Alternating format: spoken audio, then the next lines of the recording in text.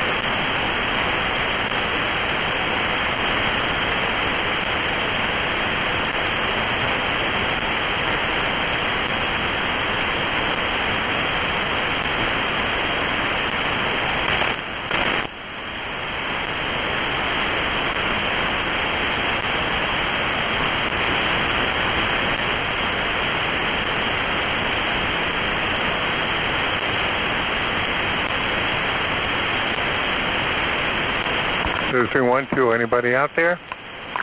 N1SAG listening. Okay, this is KA2EXB, Steve in Albany. Okay, Steve, how's the weather up there in Albany? Raining and 57 degrees. Yeah, that's about what we got here, too. Yeah, I'm on low power now. I'm only on 100 watts. Can you hear me okay? Yeah, you're coming through loud and clear. Yeah, okay, very good. Yeah, I sent my TS2000 Kenwood rig out. I made a mistake and blew out the AM in it. I sent it back. I sent it out to a repair spot. It's come back and it looks good. Everything seems to be working again. Oh, good. Yeah. Well, thank God there's people still out there that can fix radios. It cost me $626, but they had to put in a new main board. The main board was $500.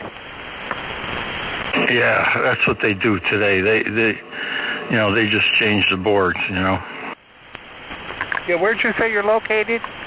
I'm down here just a little bit west of Hartford, Connecticut. Oh, okay, Hartford. Yeah, very good. Yeah, no problem. No, yeah, you're doing okay. It's got sort of a staticky night, though. You got static over there, over? Yeah, I think it's on account of the storm has some electrical static coming in with it, Yep, okay. So I'm going to be here a little early this evening. And it's a rainy night, so I imagine there'll be a lot of people around, but I'm going to slip into the woodwork unless somebody calls me with your permission. Over? Oh, you don't need my permission. Just jump in when you feel like jumping in. Nice to hear from you, Steve, and stick around. It's only going to get better from here on in. Over. Okay, very good. Let me see if I got a preamp or a processor here. Let me turn it on, see if it makes any difference. Right now I'm running no processor. Now I'm going to switch it on. Okay, the processor is on now. Did you notice any difference, over? Yeah, I like it better with the processor on. Oh, okay, very good. Yeah, thanks. So testing things out, making sure everything works, and so far so good. So good hearing from you, and we'll be listening in the background. Stephen Albany, KA2, the electric X-ray beam. Okay, Steve, N1SAG, I as well. I'll be standing by.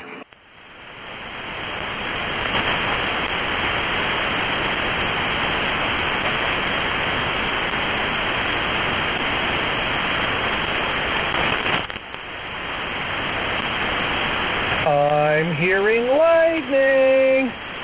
Don't get scared.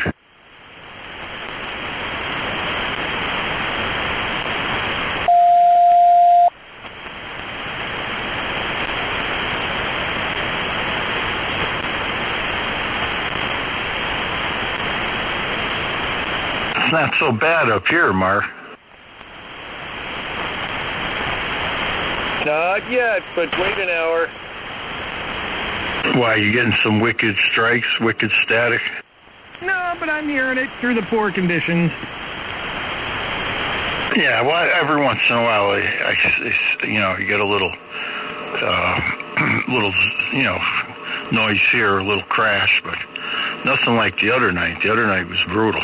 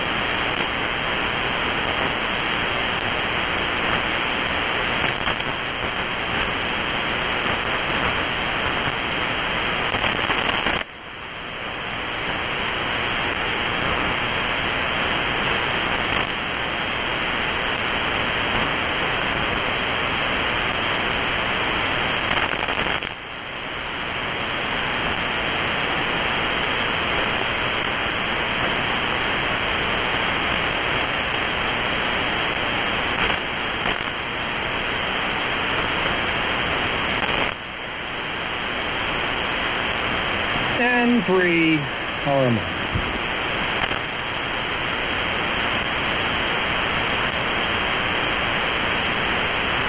So M3 Marco Caparatius.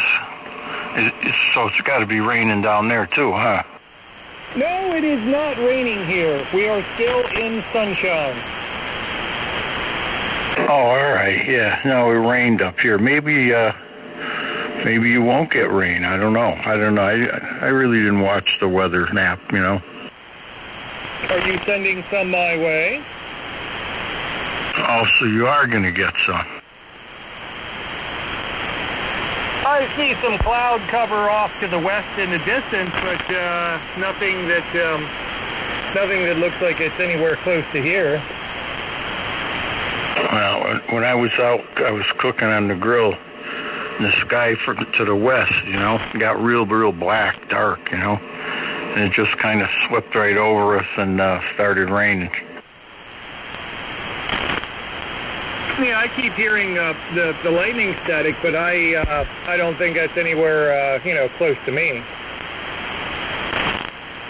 Yeah, no, I don't know where it's coming from. Every once in a while, yeah, there's a little crash here, but I don't hear any thunder or anything like that outside, so you never know where it's coming from unless you can, get an accurate report, like on a computer, or, your weather, some kind of weather page that shows lightning crashes or lightning activity.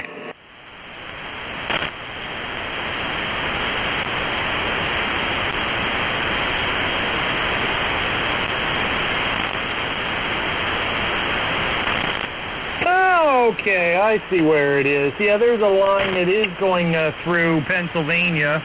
It's just north of me, coming down upon me.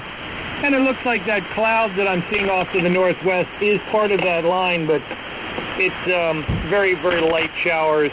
The lightning activity is up near Allentown.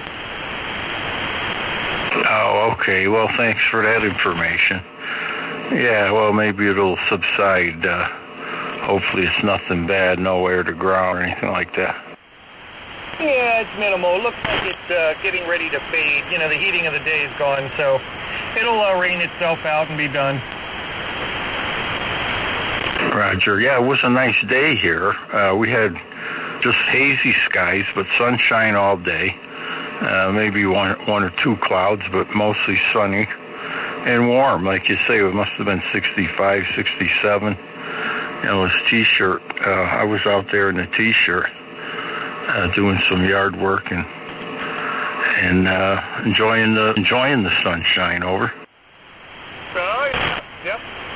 We were out in Phoenixville all day out at the hospital doing a walk through the entire facility there, fixing up and replacing things that needed to be taken care of and window treatments. And we did a full day walk through there today and made a few bucks there. And when I got back, it was a little bit later in the day. I said, I'll probably do some grass mowing tomorrow. Ran out of time today. I had to take care of some other things inside here before I could get to that. But the grass needs mowed again. It's getting pretty high.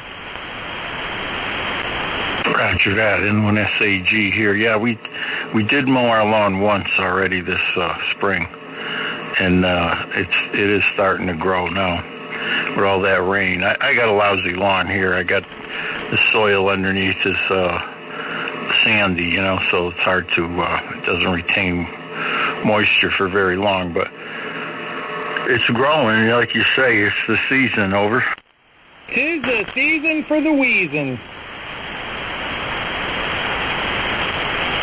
Especially if you're into ragweed and goldenrod and fresh grass and, all those lovely nature's bounty of filling your nasal cavities and your lungs with that irritating, itchy stuff. Roger, yeah, my eyes were itching today for the first time, so that green dust is starting to, blow around. But luckily, this rain will hopefully wash it down, and it won't be such a annoyance. But up here, the leaves are just starting to pop out. The hillsides have a faint green color to them, but we're a little slow getting vegetation, off to its off to its summer conditions. You know, it's been a little cool. We had a frost, I think, last week. We had a little light frost, but nothing that I don't think anybody lost any flowers, but you never know. N1SAG. Andrew Ormore, yeah, we're well past that.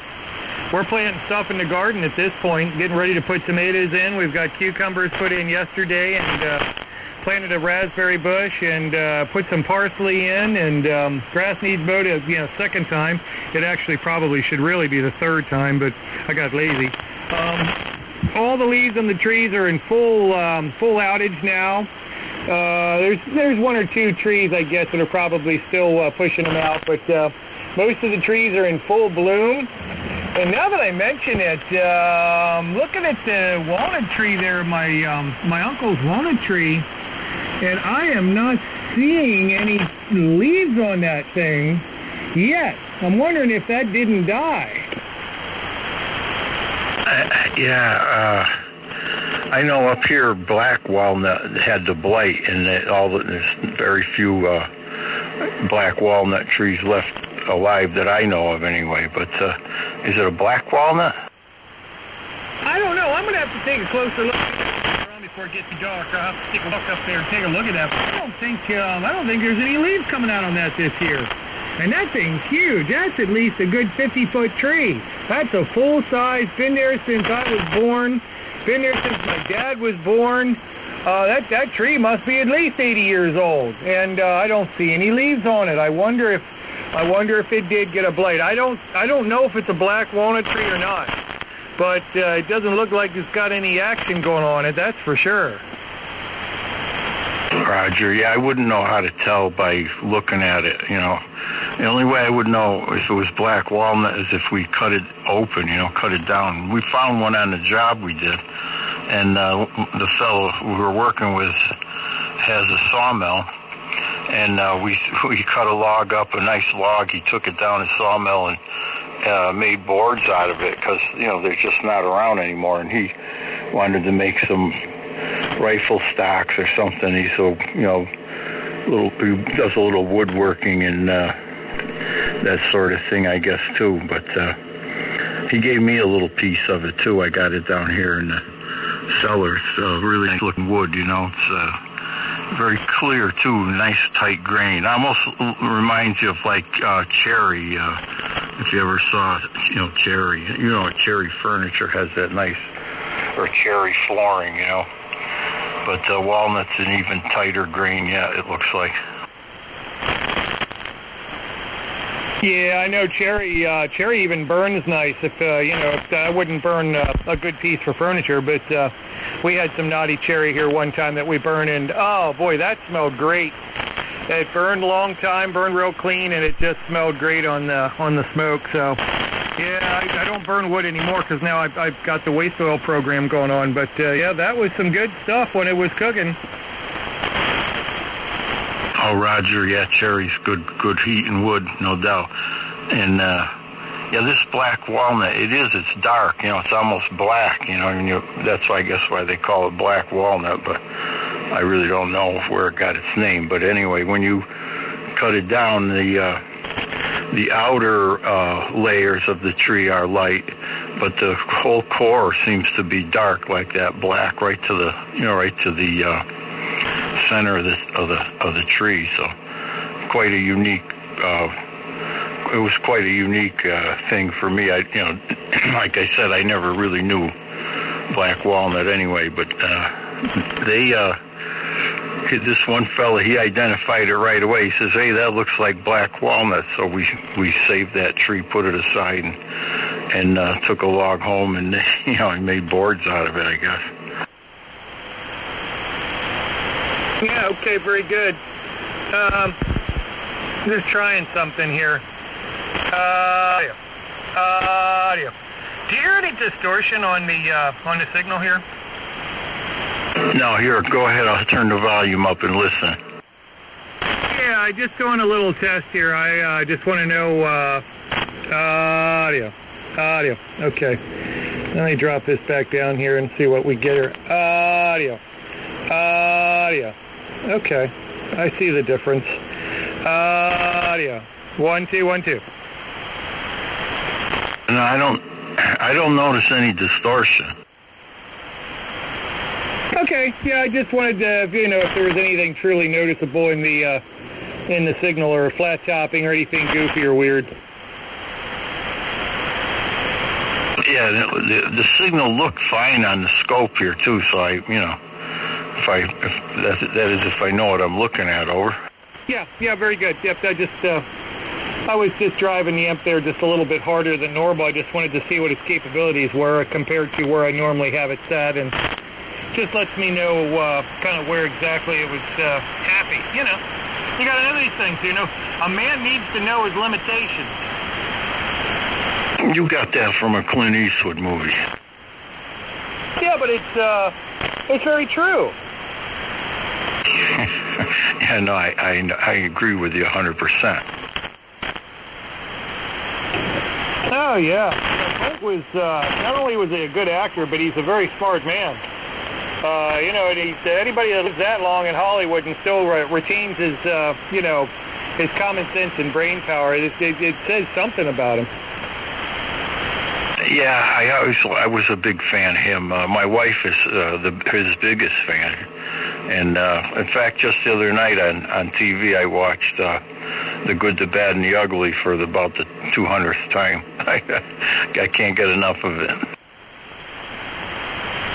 Yeah, he was a gritty, dirty cowboy if there ever was one. He just had that look. And of course the whole Dirty Harry thing, but that was right before my time, so I never really got into that whole... I'm not a big police detective, cop, bad guy kind of thing. I don't watch detective shows. I don't get into Law and Order and all that. And I know a lot of people do. It's just not for me. No, me either. I'm not into that. I'm not a big crime fighter TV type.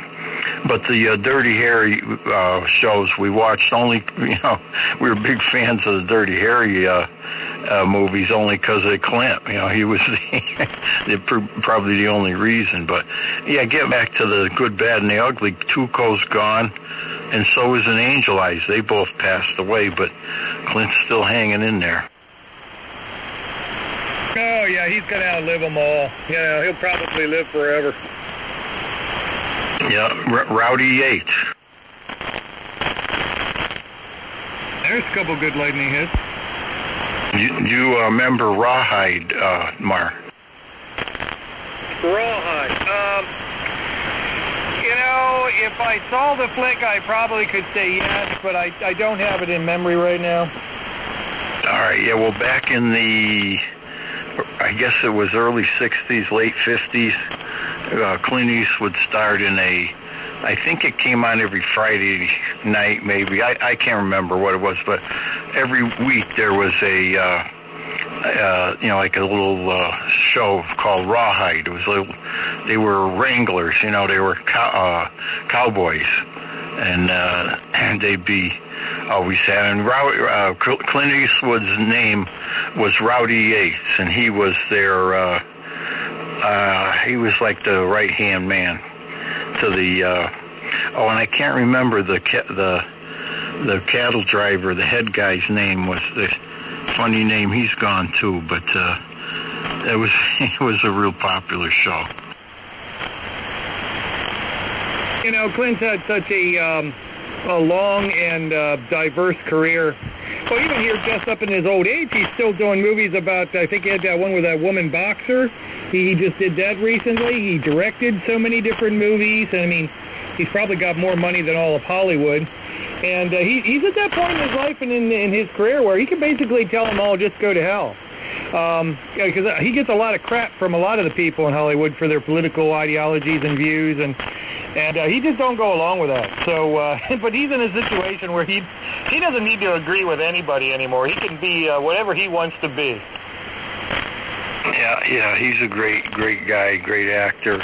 He was the mayor of, I forgot what town there in California for a while. I think, mayor. And he's had a career, no question about that. And he's still making movies, like you say. Yep, he's going to do it right up until he's dead on set. And he's going to go out with his boots on. Yeah. Rowdy H. Rawhide, that's where he got his, I believe that's where he's got his start.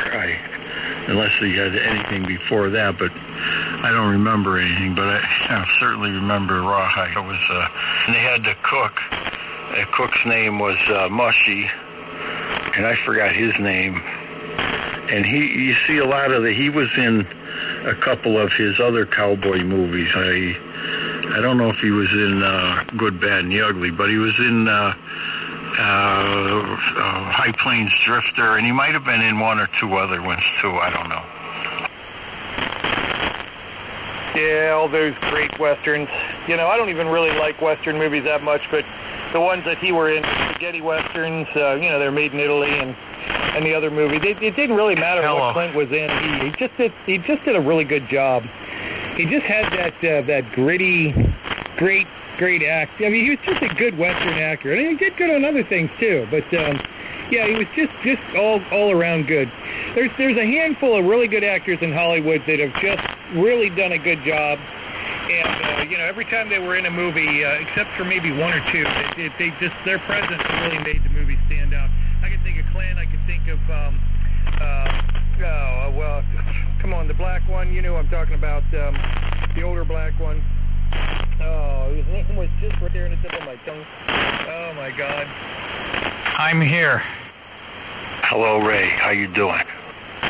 Doing good. Who are you talking about? You got to be talking about the Duke. Well, no, he says, yeah, you mean John Wayne, but Mark, you mentioned a black actor? Yeah, you know who I'm talking about.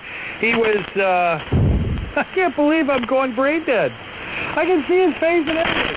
He's had a very distinguished career, too. He was in the prison movie. Of course, he was also in Driving Miss Daisy. Yeah, I know who are we talking about, Ray? You remember all their names. I can't remember any actors and actresses' names. I know exactly who he's talking about. He does those shows on Freeman. Is his name Freeman? Something like that. Freeman, right? Freeman. Morgan Freeman. That's it. Yeah, Mr. Freeman. He's another great actor. It doesn't matter what it's in. It's good stuff. Now, Tom Cruise. Tom does a good job too. He actually does all his own stunts. He's into that action-packed stuff still yet, but just about everything that he's done was just, I mean, come on. I mean, it's Tom Cruise. Yeah, did you ever see American Made with Tom Cruise? He's a little freaky-deaky into that Scientology stuff, but that's his thing. I'm not going to judge the man by what he wants to believe in all the business, but as far as acting goes, he's got a pretty good repertoire as well. Yeah, he's another one with a lot of dough, a lot of notoriety. Can you hear me tonight, Mark? I can just barely hear that weak-ass signal. Yeah, see, oh, you're running your ramp though, right? Turn your ramp off, just to go to 100 watts. How'd we do? We get him stir up early? No, I want to see how good I can hear you without the amp on. Sure wish I could hear him. If you can't hear me, you need a new radio. I need less lightning in my radio. Shut your ramp off. Shut your ramp off. Shut your ramp off. You want me to turn my amp off? Yeah, I want to see how I can hear you without the amp. What, are you crazy? You'll never hear me. Well, I don't think you're right. I think I will hear you. Go ahead. All right, there the amp's off. I'm not doing full 100 watts, but about 75, it's about 50 watts. Yeah, see, I can hear you with no problem at all. No sweat, no sweat, no sweat. Are you doing 25 watts? I'm running 100 watts right now. I'm waiting for the amp to come up. Can you add like 2 more zeros to that? No, that time lightning took you out. What did you say? Could you add 2 more zeros to that? Yeah, as soon as the amp gets warmed up. Here it is, warmed up now. Hang on. You've got a 10,000 watt amp. Now that would be impressive. Shh. Don't tell anybody. It's a closely guarded secret. Ray, you'd melt your antenna with 10,000 watts. No, I wouldn't. I've got real feed line made out of copper. You'd burn your tuner up. The tuner would probably burn up, but then again, I wouldn't see if I was going to run 10 kilowatts. I wouldn't run a tuner. I would tune the system so that I'd run like a 1-to-1 Ballon in the right length feed line and everything, and the SWR would be like 1.05 to 1 with no tuner. Here, your Ballon would have to be the size of a tire. No, it wouldn't. It would have to be one of those 10,000 watt Ballons. That would work, no problem. You do realize that there's 10,000 watt Ballons won't go to 10,000 watts, right? Yeah, they certainly will go to 10,000 watts if they're going into a 50 or 70 ohm mode. Sure, they will. You'll cook them like orange cheese on a hot pavement. No, the reason Ballons get cooked is because you're running them into 3,000 ohms, 4,000 ohms. That's when you cook them.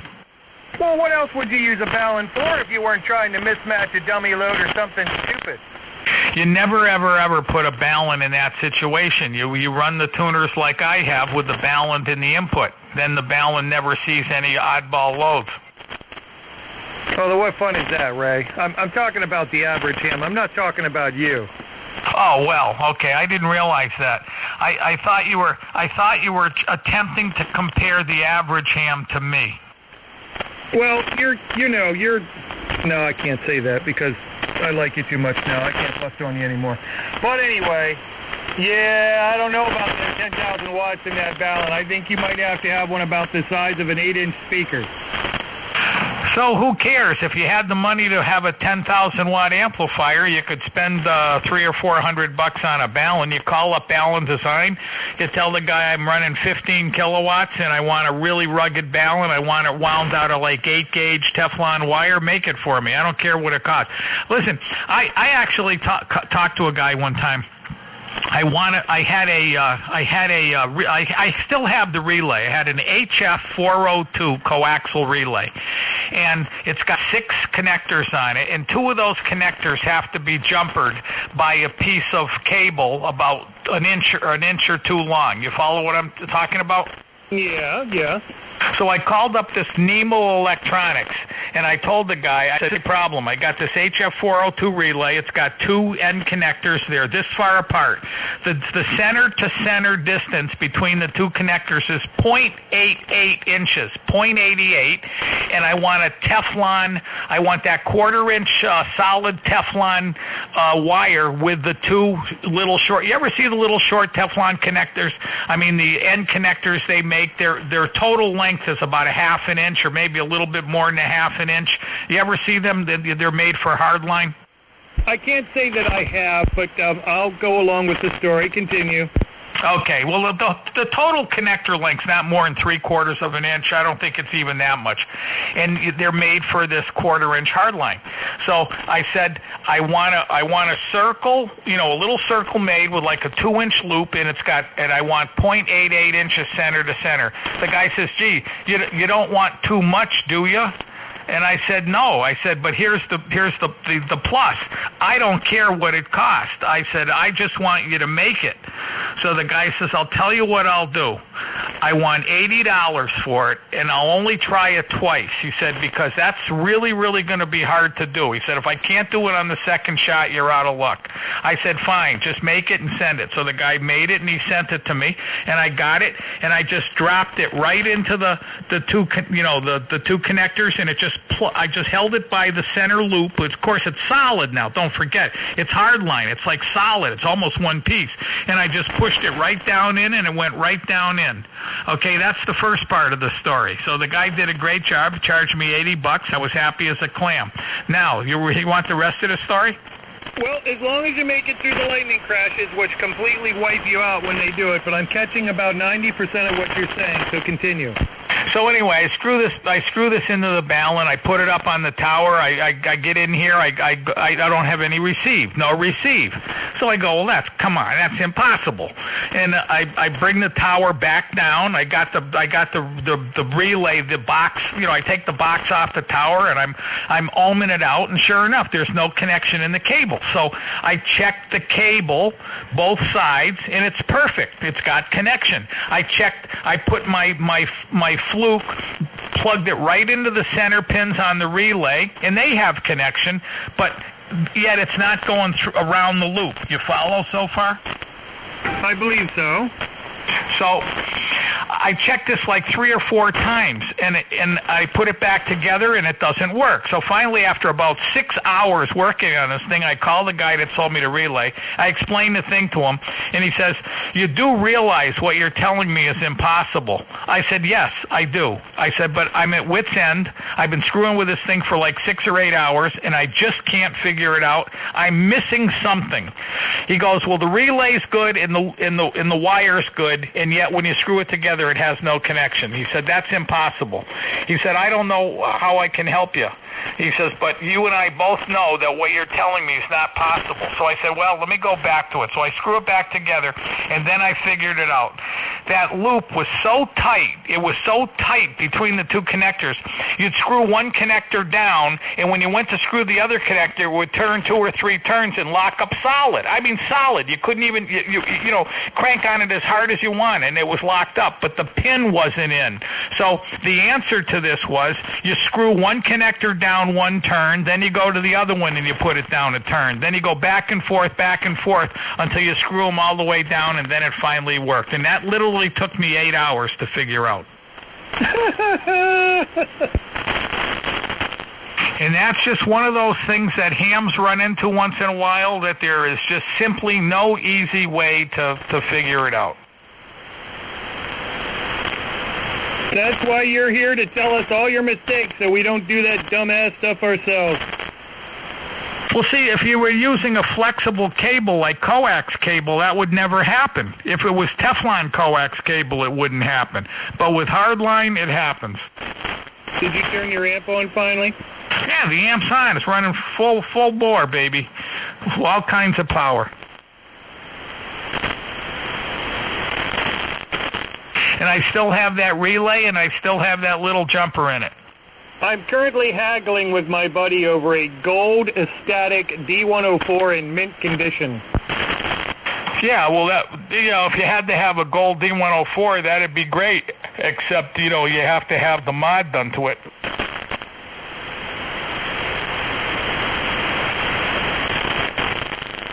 He's got 2 of them. He didn't really want to sell either one of them, but I'm lifting his arm up his back. Is he a C-beer? He was, but he is now an extra class holding amateur radio operator. Wow, I'm very impressed. No code extra, because I bust his chops about it long enough for over a year.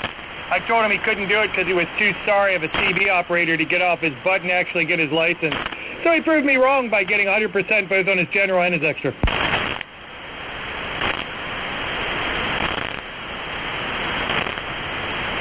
Well, good for him, because that extra test, that is the stupidest thing I've ever seen.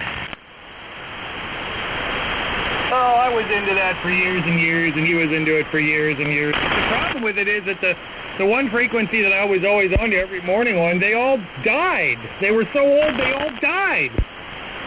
Hey, I got something interesting I wanted to say on the net last night, and I forgot. Do you know what the average age of a ham radio operator is? 57 or 60 years old. 68 years old. 68. Oh my God. That was shocking. That's why they no-coded and all that, because nobody was interested in it. You got a computer today, If you got to pass the code to talk on sideband, that's kind of weird, no? Well, you don't have to pass the code. Now that's why they went with the no code, because they were losing licensed operators. Well, exactly. And now you realize they're going to give novices a portion of 80, 40, and like 15 meters, and they're giving them 80 meters, 40 meters, and I think 15 or 12. 15 and 12. 15 and 12. And, of course, more on 10. More on 10, 15 meters, 12 meters, and 40 and 80, which I think is a incredible mistake, giving them 80 meters. Yeah, well, 80 meters is kind of, I don't know. That's a good band for beginners. 80 meters, I think, and 40. I don't do any of those bands. I don't. I just do this band and 20. Oh, and 60. Hey, by the way, Mark. Yes, dear. I went to the store today, and I happened to run into the girl that does Triscuit, Nabisco. I think they're Nabisco, Triscuit, and she's filling the shelves. And I said, "Do you work for the store?" And she goes, "No, dear, I'm sorry, I only work for this company here." So I said, "Okay." So finally, I came back to her and I said, "Hey, you know what? You can help me." So she goes, "Tell me how I can help you, because that's my job." I said, "Do you have anything that's gluten-free?" She goes, "Yes, we do." I said, "I've never seen it." And she says, "Let me show you." She said they're actually new. And she showed me about 3 or 4 products they make that are gluten-free. And then she said, over in aisle 1, which I already knew, she said, over in aisle 1, there's a lot of gluten-free stuff. So I went back to aisle 1, and I got another box of crackers. These are like crackers, chewy, I don't know, like a Triscuit, but they're gluten-free. So I got 3 boxes of gluten-free, and I also found a bunch of other gluten-free. They have gluten-free bread. They actually have gluten-free bread, and they have gluten-free. I don't know. There was a whole bunch of. I actually spent some time in the aisle looking, so you can actually find it. And the other day, and I get a kick out of this because I know you know a lot about it, and I'm very impressed, by the way, that you have your great line of expertise. But about 2 days ago, I sat down and I bought a box of these Nature's Promise, which are a GMO. They're not genetically modified, and they're pure. There's no pesticides or stuff used in them, but they're wheat crackers. And for dinner, I had steak, and I ate wheat crackers, and I drank a red wine that has sides in it.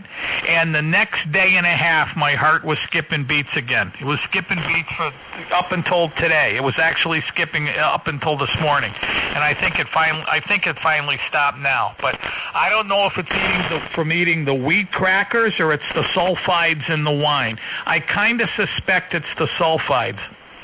Yeah, stay away from the sulfites. You're a lot like me. You can't handle the wheat and you can't handle sulfites. Just stay away from them.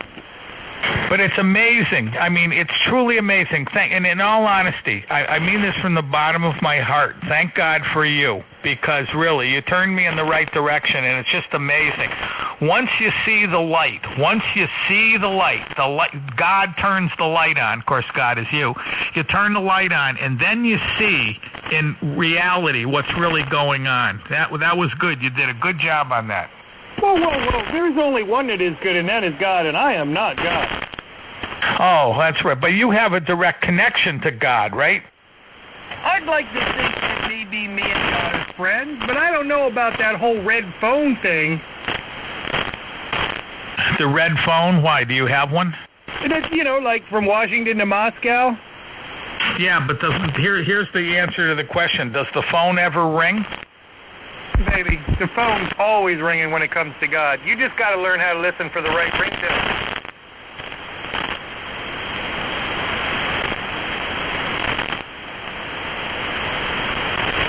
Well, I called Randy on the phone, and as usual, he never answers, so he didn't answer.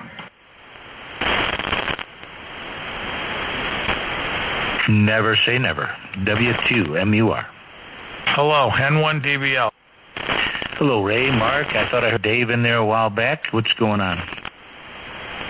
Yes, bad Mike. Bad. Ray does it better. I can't shake my voice like a sheep. Bad Mike. Bad Mike. That's right. Whiskey Golf 2 Echo. Good evening, fellas. Good evening. Oh, and by the way, Ray, before I let it go here and let the rest of the guys yakety yak, there's a lot more to learn, but you just need to get a phone and text me because a lot of the stuff I can share with you might not be best if it's put on the air. Why? Is it secret? You could say it's part of a sacred secret. Oh, okay. Very good. Well, I had an interesting. I don't think I ever told you this, but I used to have a real good friend on the radio back in the 80s, and he was a really good friend, you know, sort of like Randy and me, and I had met him a couple times. You know, we used to trade stuff. I sold him a radio. I think I sold him my Yaesu 2-piece, and he traded me a boat for it, a sailboat, which I sold. And we went back and forth, 3 or 4 times he'd come up to my house. So finally one day the doorbell rings, and it's him, and I open the door, and he's standing there in a priest getup. So I said to him, I opened the door, and I said to him, I said, "Is it Halloween?" And he goes, "What are you talking about?" I go, "The priest getup. What's that all about?" He goes, "Oh, you didn't know?" I said, "No, I didn't know." He said, I'm Episcopalian minister. So I said, "Okay, well, come on in." I said, "Wow, I can't believe it. All the way you and I have talked to each other through the years, and this, that, and the other thing. I can't believe I was talking to a minister." He goes, "It doesn't make any difference. I'm a real guy." He said, I know the way things are in the world." And he said, so then he sat down and he was telling me, he said, "I'm actually rated in the country, in the whole United States. I'm like the 3rd guy in the Episcopalian Church." I said, "Wow, that's impressive." So I said, "Well, yeah, I got a great question for you." And he goes, "Oh, I know what this is going to be all about." And I said, and this is when The Exorcist had just come out. So I said to him, I said, "So is it true?" He goes, "Make a pot of coffee. This is a long story." So I made a pot of coffee. We sat down at the table, and he spent an hour telling me about what goes bump in the night. And he, of course, you probably know this, but he said, everything that you see is true. He said, because I'm high up in the church, have done exorcisms. And he said, I've done exorcisms that make that movie look like a cartoon. He said, it's really real. And then he says to me, this was really interesting, Mark. You're going to love this. He said, "Now I have a question for you." I had a lot of faith in this guy. I mean, he certainly wasn't lying. And he says, "Do you own a Ouija board?" And I said, "Yes, matter of fact, I do." And he said, "Where is it?" I said, "It's down cellar." He goes, "Then you promise me," he said, "I want a promise from you right here and now that tomorrow when you go to work, you take that Ouija board." And he said, "Do not put it in the car. Put it in your trunk." And he said, "As soon as you get to work, you open your trunk and throw that thing in the dumpster and never go near one again." I said, "Okay, if you say to do it, I'm going to do it." He says, "Yeah, I'm telling you to do it." And then I've seen many, many times where people that end up, with bad spirits attacking them and stuff. The majority of the time, it's due to a Ouija board. Yeah, that's bad business. The scripture's very clear on. It's bad enough if you're not asking those particular individuals to mess with you, but when you go out of your way to invite them into your life, you are just opening a Pandora's box of trouble that you have no concept of how dark and how bad things can really be for you. You should have burned it. You shouldn't have thrown it away. You should have burned it. I did what a high-ranking official in the church told me to do, and I threw it away, and I never touched it and went back to it and so forth and so on. When we played with the Ouija board, we never were looking for the dark side. We were asking, like, who loves Ray? And, then you go back and one of those things. Yeah, but that you just don't even want to go there. It only takes one time. And if you get one of them, you wake one of them up as to, oh, so he wants a little help from us, you'll never get rid of them. That's really bad business. Yeah, well, he explained to me about a exorcism he had done with 2 young children, and it was just amazing. I said, oh, my God, that's just incredible. He said, yeah, well, you had to be there. And he said that it was incredible. But, it's just amazing, the stuff that goes on. And, of course, we know it goes on because the Catholic Church will actually once in a while come out, and they've actually testified in court cases where people have been possessed. Okay, enough about that. We don't even talk about stuff like that. Go ahead, Mike. Back to you. To be speaking of possessed. Hello, Carl. Hello, Dave, Ray, Mark, and Bad Mike. Good evening. I'm still in here, too, KA2EXP. Wow, everybody's in here. Did you get your radio back yet? Yeah, I'm on it now. I've got it back on Monday. Wow, amazing, and it works. Everything looks good.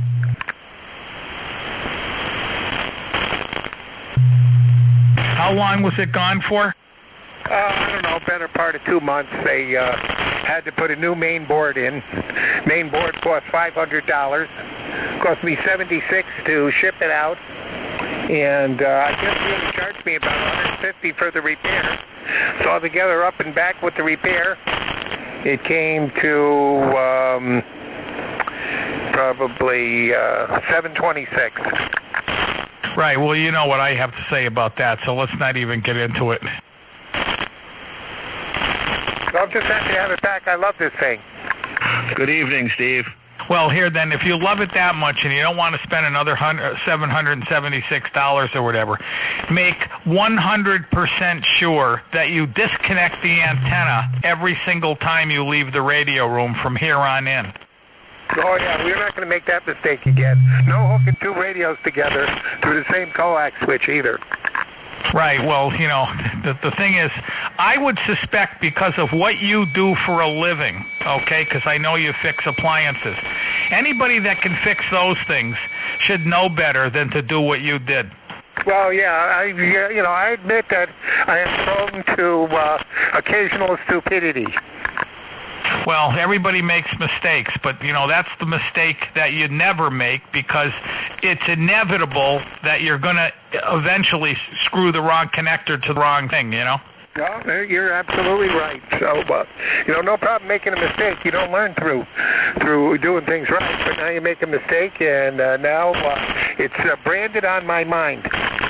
Well, good. Well, maybe like I said, I'd say 90% of the failures in ham radio were due to the fact that they get hit by lightning. Yeah, well, whatever. Well, nothing can. No more 2 radios connected to the same coax switch. Say hello to Carl. I heard Carl in there. WG2E. One before Carl talks. This is for everybody on the frequency. Listen careful. Listen careful. This is a famous N1 DVL thing that you just simply have to listen to. Any of you that don't have one of those monster, 50,000 amp MOVs connected to your panel coming in from the street is insane. Okay, because I connected one here about 15 years ago. It still works. The both green lights are on, and every time there's a close lightning hit, that thing shorts the power to ground because you can see it for a split second, like the stuff in the room goes off, and then it comes back on.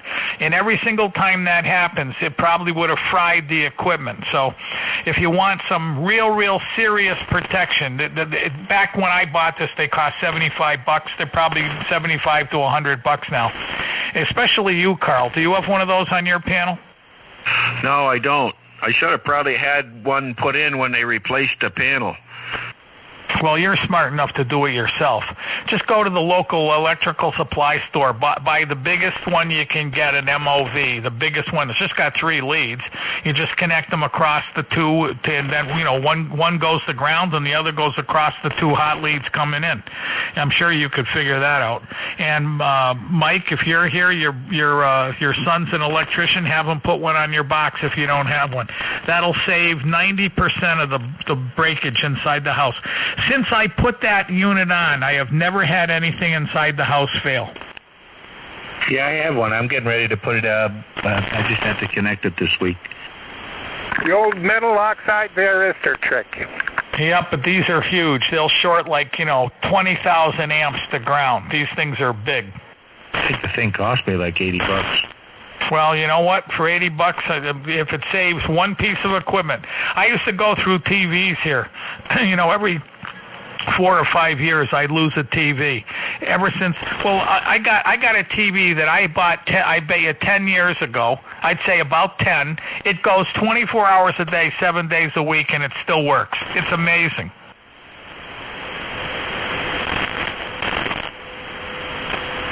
I was talking to Mark Ward over at Palstar today, and we were discussing the HF Auto and remoting and all the things we talked about a little bit yesterday. And I told him, I said, look, I'm using an ATR 30, an Ameritron ATR 30 with a 1-to-1 Ballon. I've used an ATR 15 with a 1-to-1 Ballon. And I'm wanting, if I use the HF Auto, it's going to require a Ballon, obviously because you don't have two studs. I used open line feed. So he said the reason why, and we all know this, is that, and I told him, I said it works on every single band, broadbanded for the whole spectrum of the band, and it was like, the 42-foot length of open line feed that I have is less than a quarter wave, and therefore on all the bands, that's why the 1-1 Ballon works. It's very low impedance on 160, even 80 meters.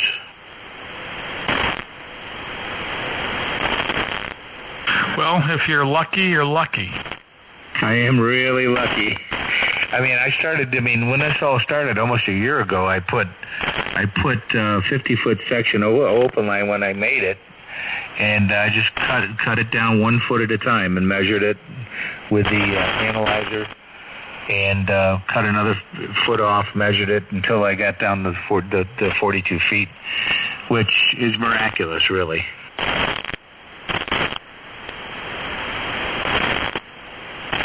So the moral of the story is that I wanted to determine which Ballon. I always like, just from listening to you guys, it's always better to avoid a 4-to-1 Ballon if possible.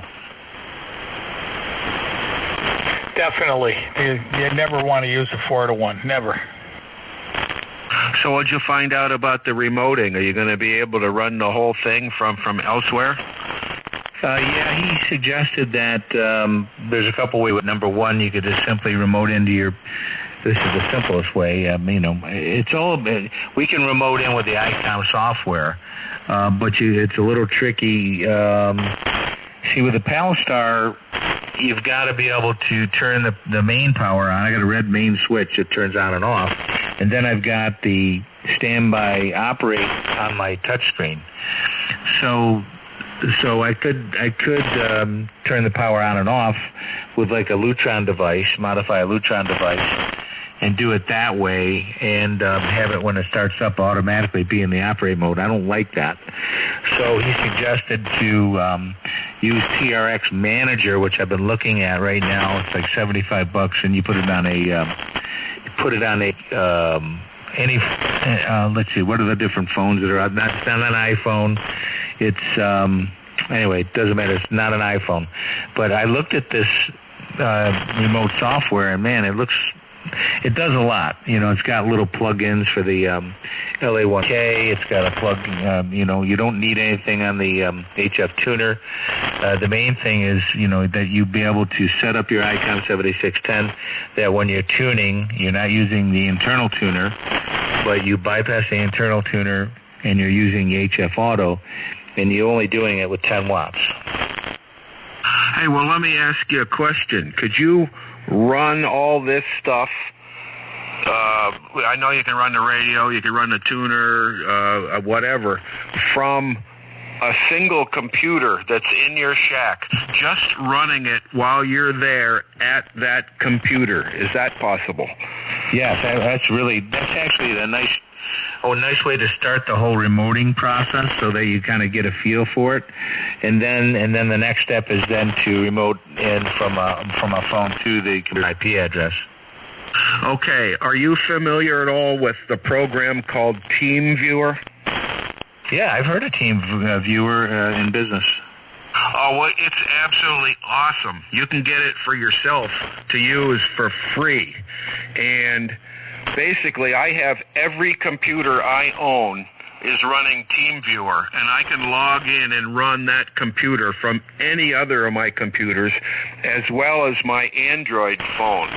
So if you can make everything work from a single computer, you can access that computer with TeamViewer from any of your other computers or a phone or anybody else's computer, or no matter where you are. I use it all the time. When I go down to my mom's, I leave my computers on here so I can check out my weather station and get into my system and everything. So it's just like being there, running that computer on another one.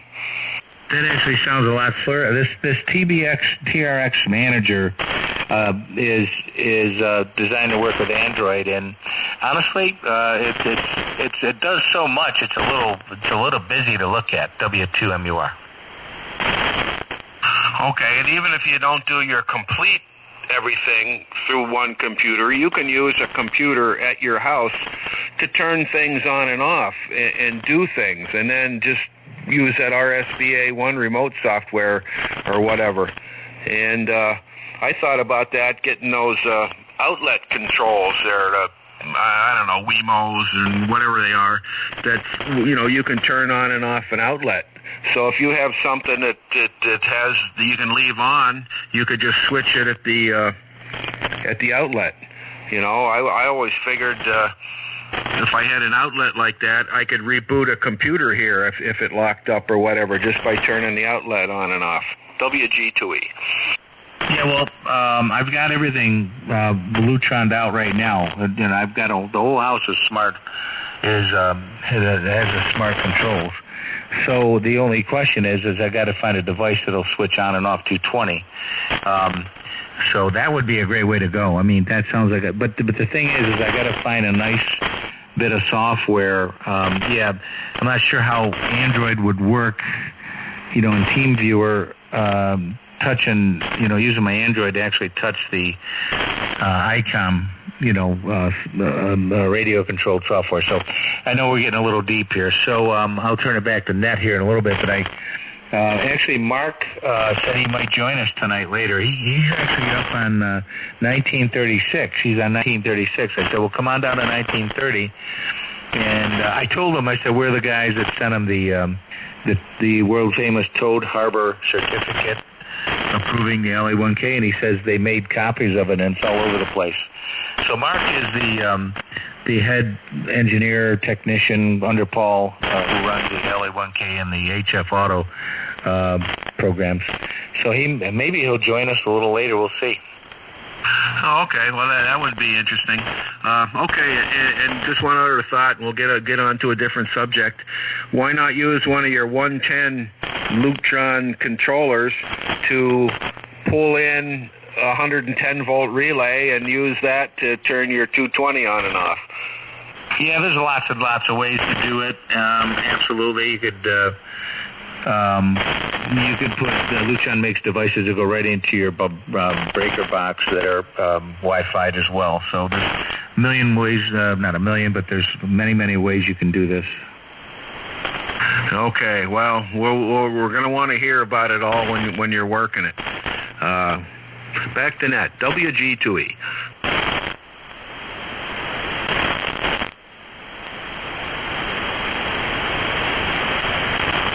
Alpha 3, Sierra Victor, Kilo. Hey, Chris, what's going on? Not much. I just heard you all talking. I thought I'd chime in and say hello to everybody. And Chris M1SAG. How you doing, Dave? Okay, hope you're doing as well.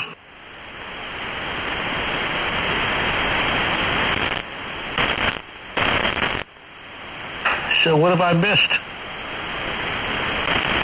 Here tonight, well, we had a little Ouija board discussion, and what else? the lightning arrestor thing or surge arrestor. And there was a bunch. You missed a lot. Surge suppressors and everything else.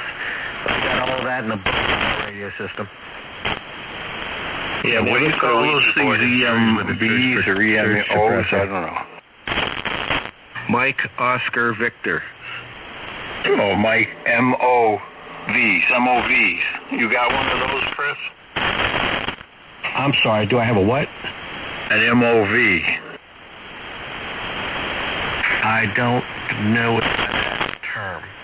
The MOV, the surge protectors on your power box, on your incoming service. Oh, okay, I know what you're talking about. No, I do not have one on the input of my unit. I wanted to put one on it, but I didn't put it on it. I don't know why, but I didn't. It goes between the 220 and then from the 110 on the A-phase and B-phase to the ground bar. I know exactly what you're talking about. I installed a few on their houses, but I haven't gone that far yet. Well, what is neither the have I. breakdown voltage on that kind of an MOV? I think on the neutral side, the one I had, if the neutral to A-phase got above 200 volts, it literally would explode, and what it would do is kick the main breaker. I think it was about 180 or 200 volts. And then between the two phases, it was like about 300 volts. Okay, so it basically shorts and then the main brake just trips out. Yeah, that's the simple kind. They make other ones that are, they will do it repeatedly, but the ones that I installed was a one shot. And if it kicked the breaker, you better figure out why, because I heard one go off. We actually made one go off once. And when it went off, it sounded like someone threw a firecracker next to you. Oh, I can bet. I mean, it's a direct short across the mains for a split second. Yeah, it does work. My problem is with my panel, I have a split bus panel. I have the old style square V where it has the 6 2-pole breakers at the top. And with 6 throws of the hand, you can shut off the whole panel. So you have basically 5 2-pole breakers and 1 2-pole breaker to work the bottom half of the panel. That's actually more than just half. And it turns off the bottom half. So within 6 throws of the hand, you can turn off your whole panel. So I do not have an actual main breaker. So if I installed one of those, it would only be on a 100 amp breaker that went to the bottom half of the panel for my smaller circuits. Did you get your amp running yet? I get my amp on, and my amp's on. Okay, so you finally fixed it. I didn't have anything wrong with it.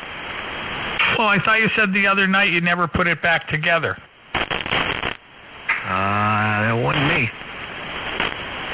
Okay, well maybe I'm confused. No, I never take my amp apart. Nope. That's running just fine. Okay, carry on. I did get my other radio back, and you wanted to hear what it sounded like, but unfortunately, I don't have an amplifier on it. I could only hear what it sounds like on 100 watts with an 80-meter dipole. Yeah, no, don't worry about it.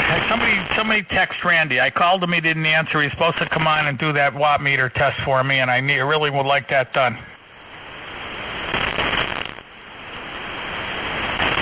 What's the watt meter test? Well, I have 2 watt meters. I have the watt meter in the BT1500A, and I have the watt meter. I have a Bird watt meter, and I don't believe either one of them work right. And I have a Yaesu YS60, and I think that's the only watt meter I have that really works right. So Randy's got those, those ones he uses, which he seems to have faith in, and he's also got a YS60. So I asked him to connect the two together and see if they track, because I push the power up on my big amp here, and I can only get 1,800 watts out of it on the meter on this one and the Bird. They both are pretty much show only 1,800 watts. But on the Yaesu YS60, as I'm pushing the power, like if I put let's put it this way. I turned the meter up in my BT 1500 because I felt it was reading low. So I turned it up, probably at least 100 to 150 watts. And if I scale it against the Yaesu 2000, the Yaesu 2000 still reads higher, and yet when I get up high, I can put with the commander, I can put the Yaesu 2000 right to the pin where the watt meter in the BT 1500 is only going to go to 1800 watts no matter what I do. So in my bird shows the same thing, and it'll only go to like 17 or 1800 watts. But I think both those meters are screwed up. I think the only one that really works is the Yaesu. Most people wouldn't believe that, but that's why I wanted Randy to do that test. Okay, I get you. Yeah, you need to have at least 1 watt meter that you're sure is accurate. And then you can put them all in line and see if they all follow. I know the one I have here in my antenna tuner, it only reads about half of what it oughta, but I look at the other one I have here, so I don't worry about it. WG2E. N3 or more. N1 DBL. KA3SDK. N1SAG. So, now I'm a brand new owner of a Golden Astatic D104 microphone. Are you running? No. What are you doing? Looking at it? No, I was haggling with a buddy of mine, and we finally come to terms on a price. Right, but you're going to have to convert that with the transistor. It's in mint. Well, I don't care what it is. It will sound like crap on the radio you have. Ray, you're getting excited again, Ray. Well, I'm just telling you, we've all tried them, and yours isn't going to be any different. Randy's tried them, I've tried them, and other people have tried them, and they sound like dog do on a ham rig because you have a 1 meg ohm impedance going into a 600 ohm load, and they just don't sound right. I didn't even indicate that I was going to run it on any of my ham radios, Ray. Oh, okay. Well, I figured you want to. They sound fabulous on a ham rig, but they got to have that what do you call it mod done to them.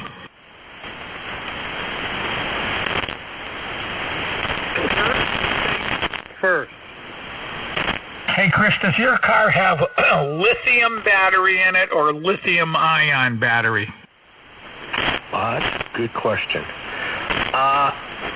I'm going to say they're lithium-ion batteries because they are based off of the small batteries, large batteries. That's what I believe it is. I couldn't bet you money on it now. Because I was having a discussion with a friend of mine, and he said that the lithium battery has about 10 times the energy storage of a lithium ion, but they can't get them to work right. They don't charge right. They've been working feverishly on it because if they can get them to work, then these cars are going to have ranges of 700, 800 miles. But that's why I asked if yours was a lithium ion or a lithium. I believe it's a lithium ion. They have a battery that's supposed to be better. Again, it may be exactly what you're talking about. I don't know enough about it. I just know that they have a battery that has better capacity, but it's not inexpensive and it's not on the market for the normal consumer. Yeah, how much better is it going to be? It's not going to be a little better, right? It's going to be a lot better. If they perfect it, supposedly it's supposed to be the next generation of cars. Yeah, that's the lithium battery. Okay. Just like anything else, Chevrolet had a battery for their electric car they had back in, 60s? Oh, I think it was the 60s. That electric car they made, and they killed it after a little bit.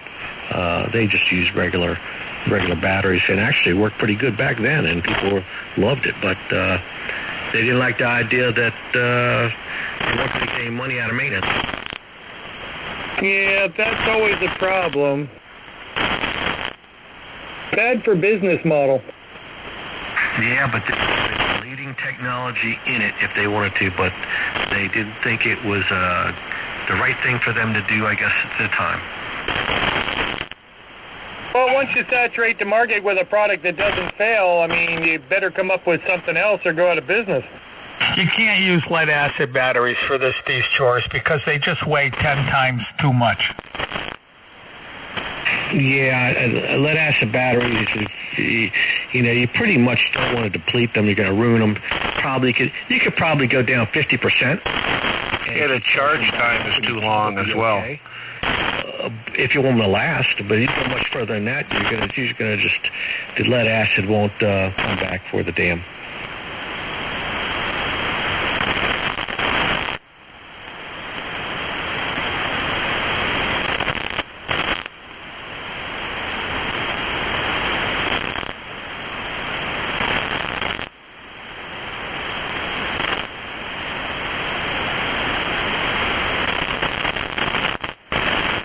So how did this conversation come about? Which, about the batteries? Yeah, the lithium versus the lithium ion.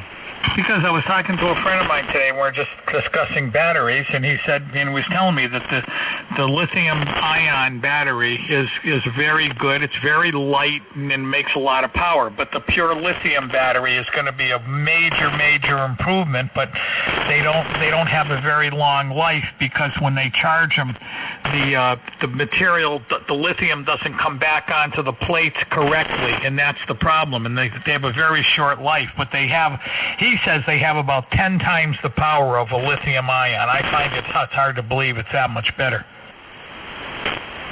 Yeah, I mean, I can actually believe that. When you say 10 times the power, is that 10 times the capacity, or is that 10 times the deliverance? Well, according to him, both. And if it's both, that's amazing. Yeah, but like he said, that's also a problem, because if that battery was to short out, he said it'll explode. It produces so much power instantaneously, it'll make an explosion. That's another problem with them. Yeah, could you imagine, a battery, figured, I'm not sure what the voltage is on the batteries. I think it's about 240 volts in the cars, something of that nature. Going to a dead short, even the ones that are in the cars. That's a lot of power. My car has 75 kilowatts of power. That could get dead short. I hate to think about it. I wouldn't want to be sitting in the car. Hey, Ray. Yeah. About a year or so ago, I read this really interesting book, and it's called Batteries in a Portable World, and it's by Isidore Buckman, and it was really well written about all the various chemistries and their specific energy and specific power and all that stuff, and the applications and the goods and the bads. It's a really good read. Batteries in a Portable World. My friend Izzy. Is he your friend? Of course not. Oh, I thought you could get an autographed copy. Yeah, I'll be glad to get you one for $50.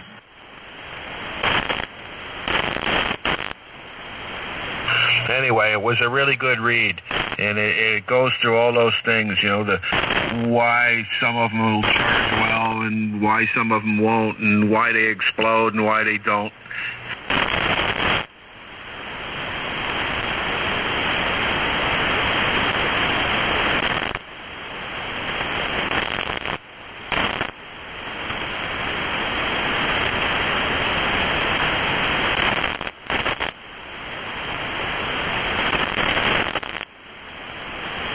Why'd that Russian plane go down? Is anybody talking yet?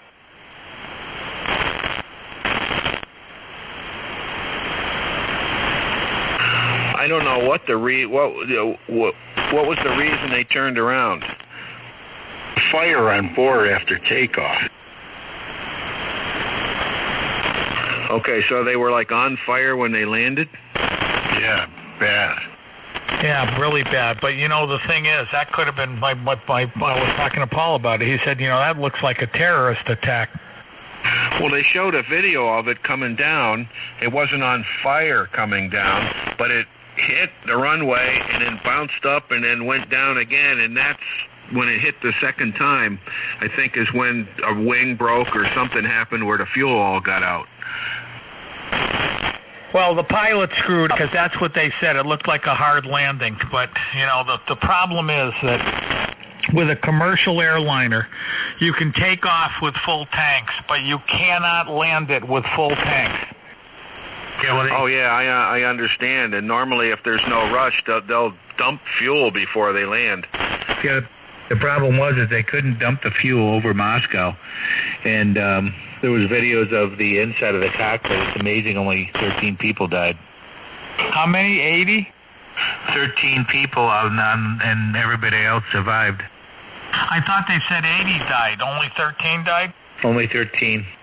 Did you see what the reasoning was behind it? According to what I was saying, those idiots were trying to get their luggage out of the overheads. No, I didn't hear what the reason was. I did know there was smoke in the cockpit when they went on approach. They weren't in full flames yet, but it could have been, for all we know, a lithium battery or something. You know, these things explode. That's why they don't let them on the airplanes. They said that because people were going for their bags, they might have had more people going out. You know, I would just run. The heck with my bag.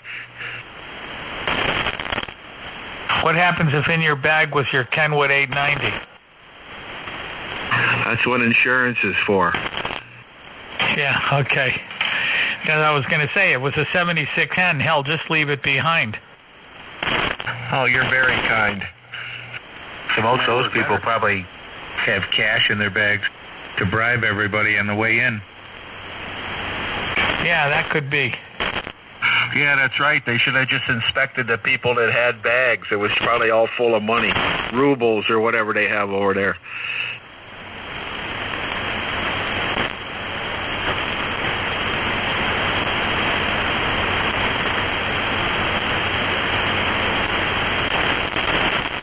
Any of you guys own silver?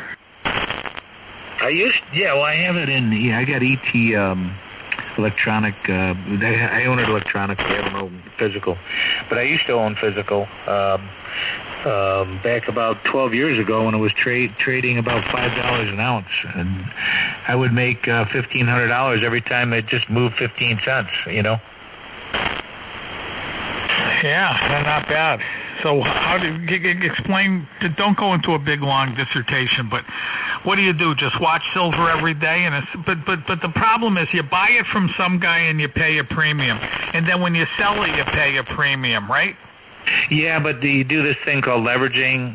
That's what I did. So I would I would buy 10,000 ounces. And I would only pay 20% for those 10,000 ounces, and then every time it would move up and down 15 cents, that's when I would make it. And I did so much of it, it was only a 1% commission. But how the hell can you buy all the silver and only pay 20%? Okay, so 10,000 ounces of silver ran about $50,000. So 20% of that is $10,000.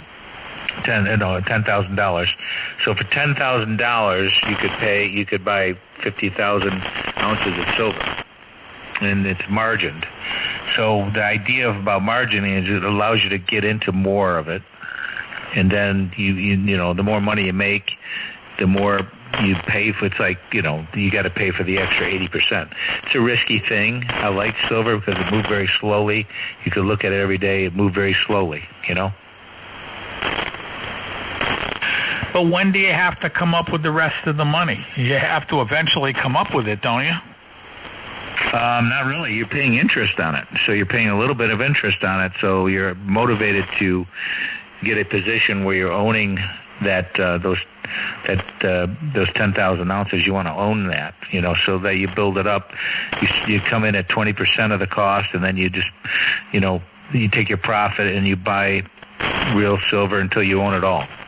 They can call you on that margin money whenever they want. Yeah, that's always in the fine print, but they never do, because the only time they'd ever do that is if the silver went from $5 to $0, you know? Do they hold on to the silver? Yeah, they hold on to the physical silver unless you want to take delivery on it. Then you have to pay the full amount, right? Yeah. So say you own, out of that 10,000 ounces, you own 20% of that. You could take delivery on 20%. Yeah, that sounds kind of crazy. You know, it's better to have ETFs for me. I mean, then you own it all. Electronic transfer funds. It's kind of an electronic way of owning silver.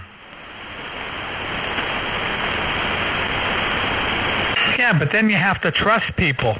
What happens if they abscond with the silver? What happens if there's a major crash and everybody loses everything? It's always a risk when you're a stock market or when you're having somebody else store stuff. But when you're dealing with like Merrill Edge or Monex out of California, are a very reputable company, you don't have that issue, and you can get your silver insured too. Right, but if you have the physical silver with you, you can always go cash it in. Yeah, and there's always the problem of storing that amount of silver. I mean, it's cumbersome to have coins. When you're having a large amount of silver, it's better to have it in bars. Which I would never do. Yeah. Okay. Well. So anyway, whatever. Just one of those things. Let's see. So okay, go ahead. Pick it up again. Whatever you guys want to talk about, go ahead. I guess Randy ain't going to get on tonight. How about Bruce? Bruce, are you in here? He's probably putting all his watt meters in series. Yeah, he's probably got 14 watt meters in series. He's going to be putting 3,000 watts into the first one. By the time he gets to the last one, he'll be down to 30 watts. Bruce is having a bachelor party. His wife is gone, and he works all day, and he gets a lot of stuff done. Then at night, he has all his friends over, and women are popping out of cakes and stuff. Gee, great. And did we get an invite? No, we did not. And if there's no pictures, it didn't happen. He's got the brown rum. He likes the brown rum. That brown rum is flowing. Oh, I got some really good rum, boy. Really good rum. It's at, what's it? It's got 4 letters in it. Zaya? Zaya. I think it's called Zaya. You want some good rum? Go buy a bottle of Zaya. After you drink a bottle, you'd be saying a lot of 4-letter words. Oh, I'm telling you, I've never had rum. I used to drink this Appleton Estate, the good stuff, and this Zaya is 10 times better. Bring some.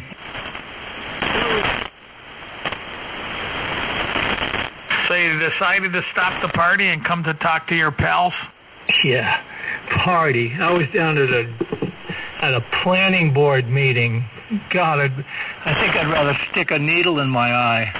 Oh man, that sounds like the same excuse you would say to your wife. After you did a filet mignon dinner with your friends, you call her and you say, "Oh, we had hot dogs. It was terrible." Yeah, right. Yeah, I was down with all the dancing girls and, tinkling music and tantalizing favors. The old planning board meeting routine. Hey, you got to admit, it's pretty good. It's pretty good, man. That thing went all night. It was brutal. Yeah, I texted pictures of it to my wife in Italy. Oh, that'll tell you what. You're pretty sharp.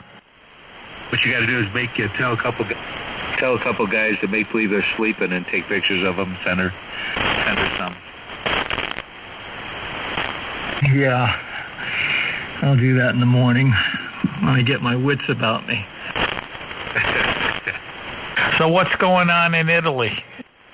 Oh, Jane and our daughter Liz is over there with a friend of Liz's. And they're just hanging out. They're just touring the Amalfi Coast and, having a good time. And you could have went and you didn't go. I could have gone had I not run the plant business this year. and not have this 1899 project wrapped around my neck. I hope you're going to be smart enough to never do that again. No, I'm telling you, I'm getting very excited about it because I'm going to start playing. I'm playing with it pretty soon. Will we see arcing off in the distance? Nah, maybe. Hey, I was looking at my newest QST. Do you get QST? I don't, and I haven't seen one in a long time. The Silent T, who lived down the street from me, who I helped out with his antenna, used to share his with me, but he's gone now, so I don't know. It's probably piling up down there. But I haven't seen one. What's in it? Well, they showed some real old radio gear, and one of them was a Spark receiver.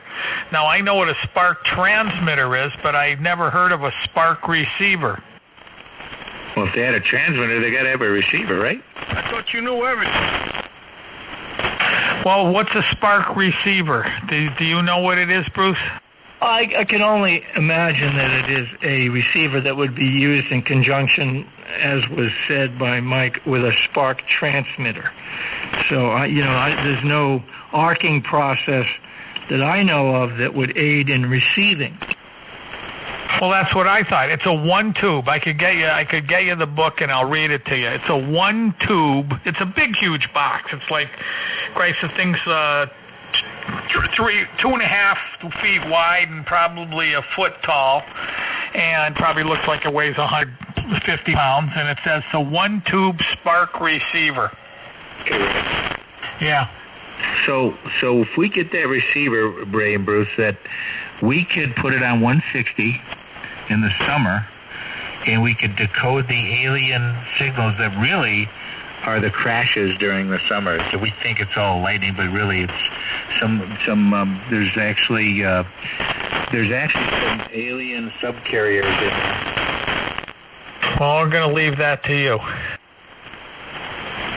Well, I figured with all the talent here, somebody could tell me what a Spark receiver was, and I guess not. I mean, it's got to be very similar to like the old crystal receivers that you would use.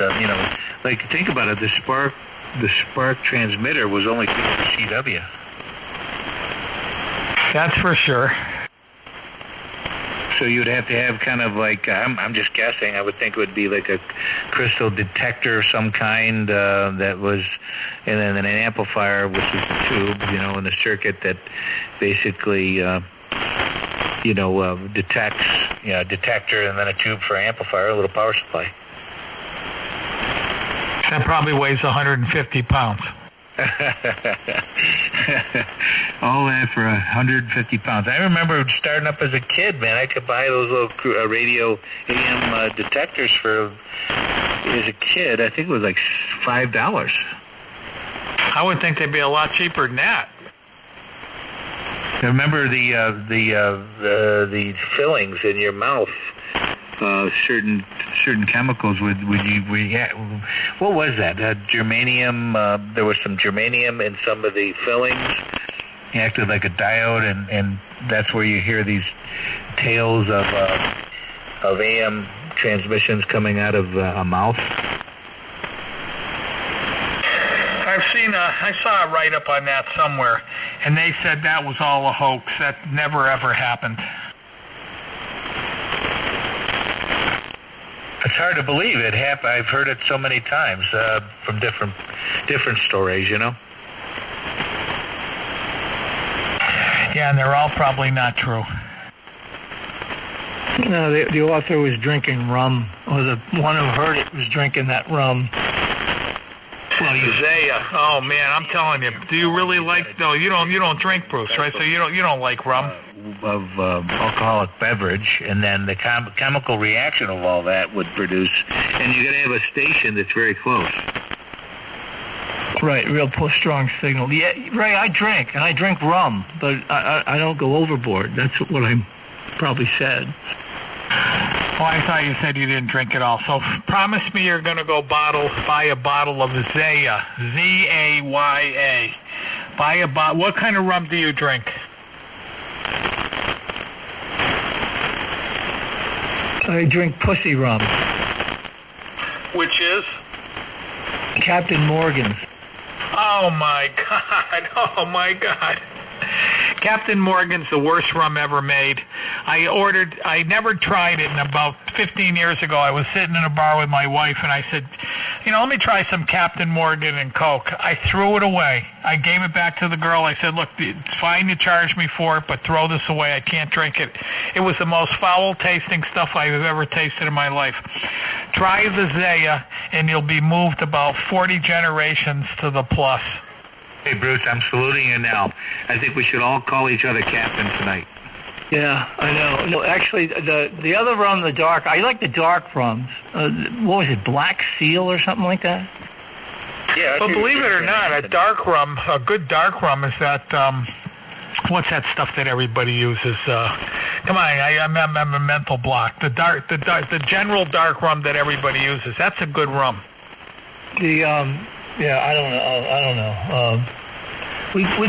We were out in where was it? Jane got into drinking it for a while, and then I sort of fell into it. I got off of scotch because it was turning me. It was changing my attitude. I was not having good effect on it, and I drank it for years. But now I don't. And we were out in Carson City, Nevada, at the Bucket of Blood Saloon. And we were sitting at the bar, and the lady, the bartender, Jane was saying, I don't feel like drinking wine. What could I have? And so she said, how about some rum? And Jane said, I don't know. So she put a line of them up, about 4 or 5, maybe 6 glasses of different rums they had. And Captain Morgan's was the one she settled on. Now, Ray, you honestly cannot judge any liquor when you mix it with Coke. I mean, for God's sakes, Coke has got to be the most vile substance on the planet. So, I mean, I can't look at that stuff. But you have to drink it straight on the rocks or at room temperature to know what it's about. Evil Coke. Coca-Cola's evil. But listen, don't forget. I was in the bar business my entire life. I was born into the bar business. So I'm telling you that Captain Morgan is on a scale of 100, Captain Morgan's probably about a 7 or an 8. This Zaya, at least I've never tasted anything better. I used to drink that Appleton Estate. I thought that was very good until I tried the Zaya. I went to this big liquor store one day, and I know one of the guys here, he's a nice guy, and I asked him, I said, I'm into rum. What's a really good rum? So he brought me over, and he says, okay, here's all the rums. He said, in my opinion, he said, it's not the most expensive, but this is the best rum. And he pointed out the Zaya. And he said, as you can see, we have rums that are a lot more expensive. He said, but I have tried this, and he said, I think it's the best stuff I've ever used. So I said, okay, great, give me a bottle. So I took the bottle, I went home, and I drank it, and I agreed 100%. It's the best rum I ever had. All I can tell you is, break down, buy a bottle. It's like $32, $33, $30, whatever, and bring that home and sip on that. If you don't think that's the best rum, bring it to the thing and I'll buy it from you. How do you drink it? I forgot how I drank that. I really forgot. I'm pretty sure I was drinking it just straight over ice cubes with a little water in it. Okay, well, I'll give it a try. Next time I'm near a liquor store, I'll have to remember it, and I'll write it down on my silly phone so I can remember. Well, it falls into the category with that Tomcat Gin. That Tomcat Gin is so unique. Did you try that when we were at that picnic? I did, and I really enjoyed it. Right, well, there it is. That was a very unique drink. And the rum, this Zaya rum, is just as unique, except it's rum. Yeah, I think you'll really enjoy it. You ever tried Johnny Walker Blue Label? Not the blue. Well, a friend of mine called me about 15 years ago, 10 years ago. He says, I'm going to Canada. And he said, you can buy Johnny Walker Blue in Canada for $82 a bottle. Do you want one? I said, yeah, get me a bottle. So he brought it back, and I'll tell you, I'm not a Scotch drinker, okay? I'm definitely not a Scotch drinker, but I got to admit, now the Johnny Walker Blue is about $175 a bottle here in the country, and now it's gone up even higher. But at the time, I paid $82 for it. It was my wholesale price was $155, so it's a very expensive booze. But yeah, I'll tell you what, it is. If you like Scotch, that is really wonderful. And matter of fact, I saw what's his name, Captain James T. Kirk was on Johnny Carson one time. And Johnny had mentioned to him, he said, I hear you're into Scotch and cigars. And he goes, yes, I am. And he said, there's only one cigar, and he said it's a Cuban. And he said, you have to have this Cuban cigar. And he said, then you drink it with Johnny Walker Blue. And he said, you take some Johnny Walker Blue and you put it in a glass, and you just add a pinch of water to it. And he said, there's just nothing better. And this was years, and then I remembered that, and then I ended up buying the Johnny Walker Blue. But it is very good. I'm not a real Scotch drinker, so unless I could get it cheap, like $82 a bottle, I would never spend it. But like I said, you just try that Zaya, and I just can't believe you're not going to enjoy the hell out of that. It tastes, to me, the quality is so good that it tastes like a rum that's enhanced with something. It's so smooth. It's really, really, really, really smooth, and it tastes like it's got some kind of flavoring in it, because it's just such a good booze. Any sugar in it? Because Captain Morgan's has no sugar. I do not know. Look it up. You got a computer, look it up. Zaya, Z-A-Y-A. Look it up and read about it. See if they tell you anything interesting.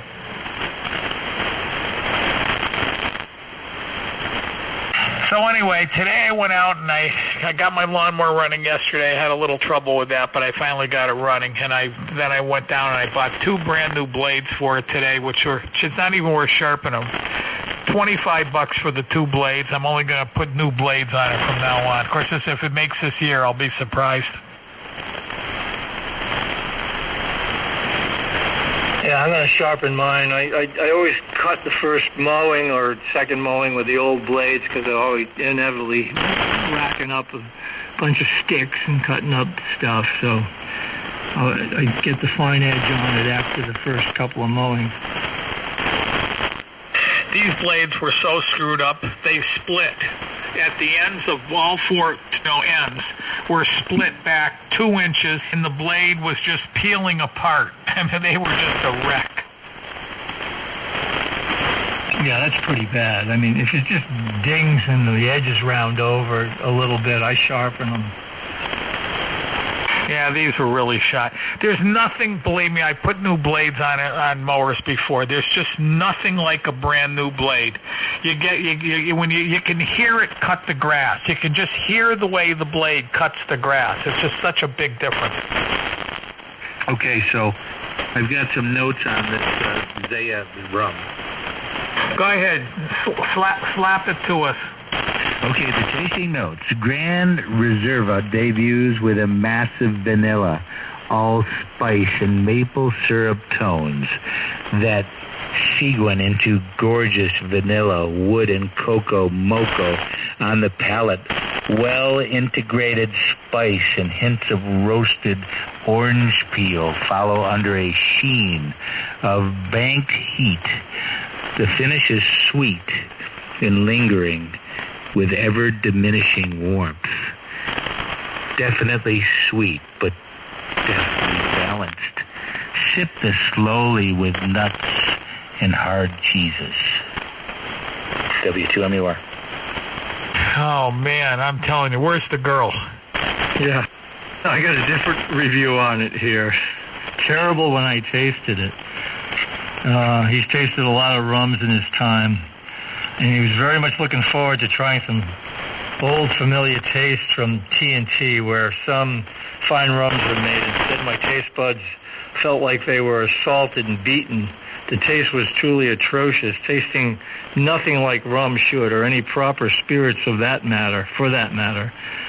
I can't even recall how to describe it other than strong, biting miso mash of bad flavors that absolutely did not resemble any rums. Sorry to say, as this has been a good, when I get a review like this, you know it was probably written by the competition. Absolutely, because like I said, I was born in the bar business, and I know the difference between good booze and bad booze.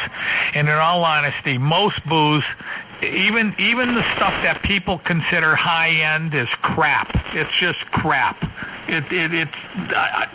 We had nothing on our bar. We probably had 80 bottles of booze on the bar, and there wasn't one thing on the bar that wasn't crap, because our people just were, they just wouldn't spend the money for a real top-of-the-line booze.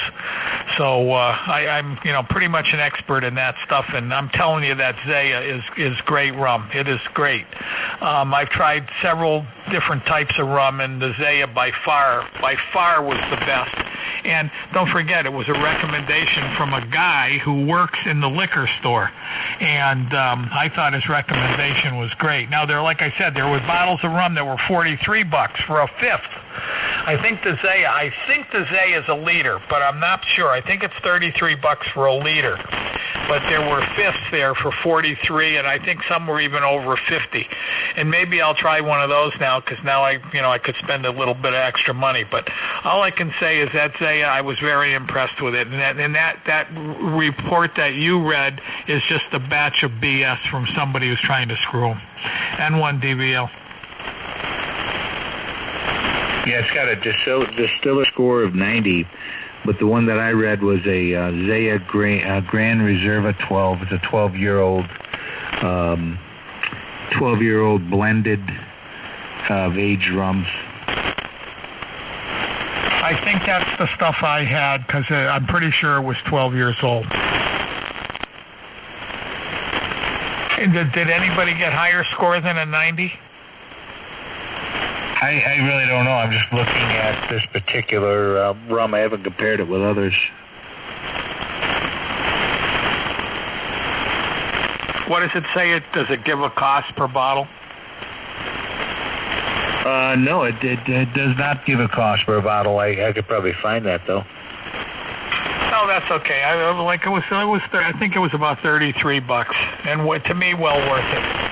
I'm a man of distinction now. I'm older, so I don't care how much something costs. If you're going to go through the pleasure of looking for a fine liquor, you're going to spend at least $30. Yeah, it's actually made in Trinidad and Tobago. See?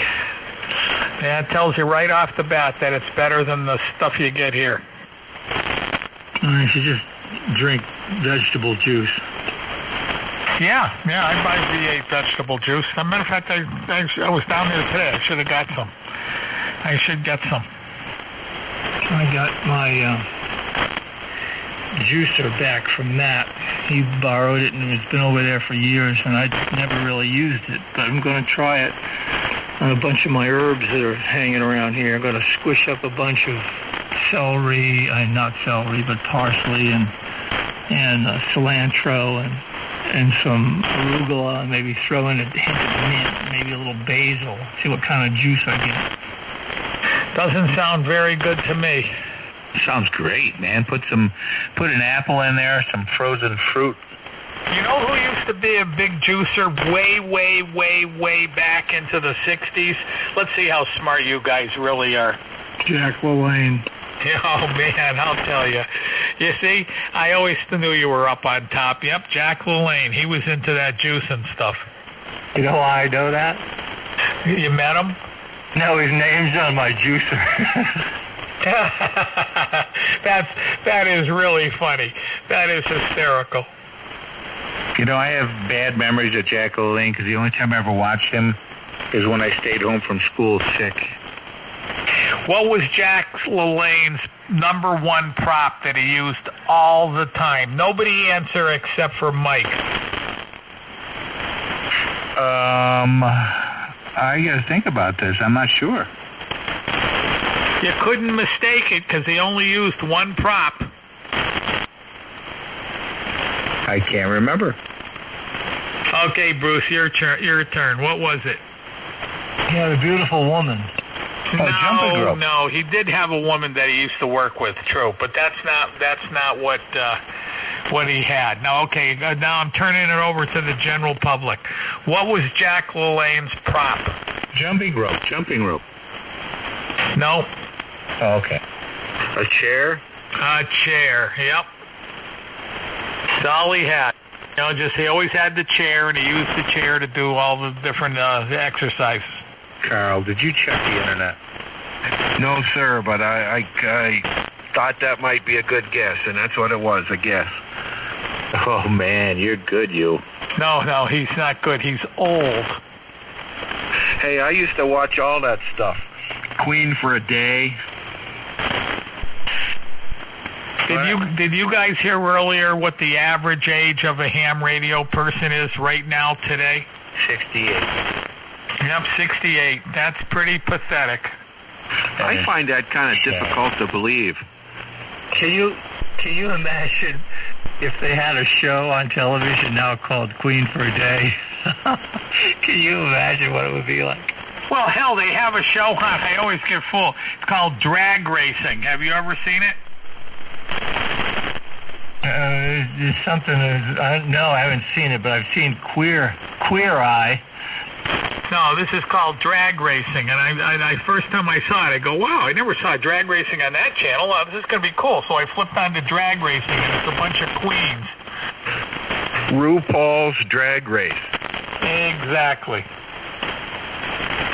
I heard I saw a signal tune up. Was that you finally, Randy? Is that you? Okay, maybe this will get him.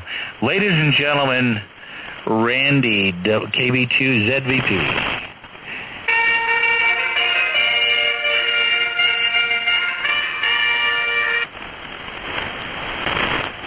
Isn't it the great Randy? No, it's the great Randy.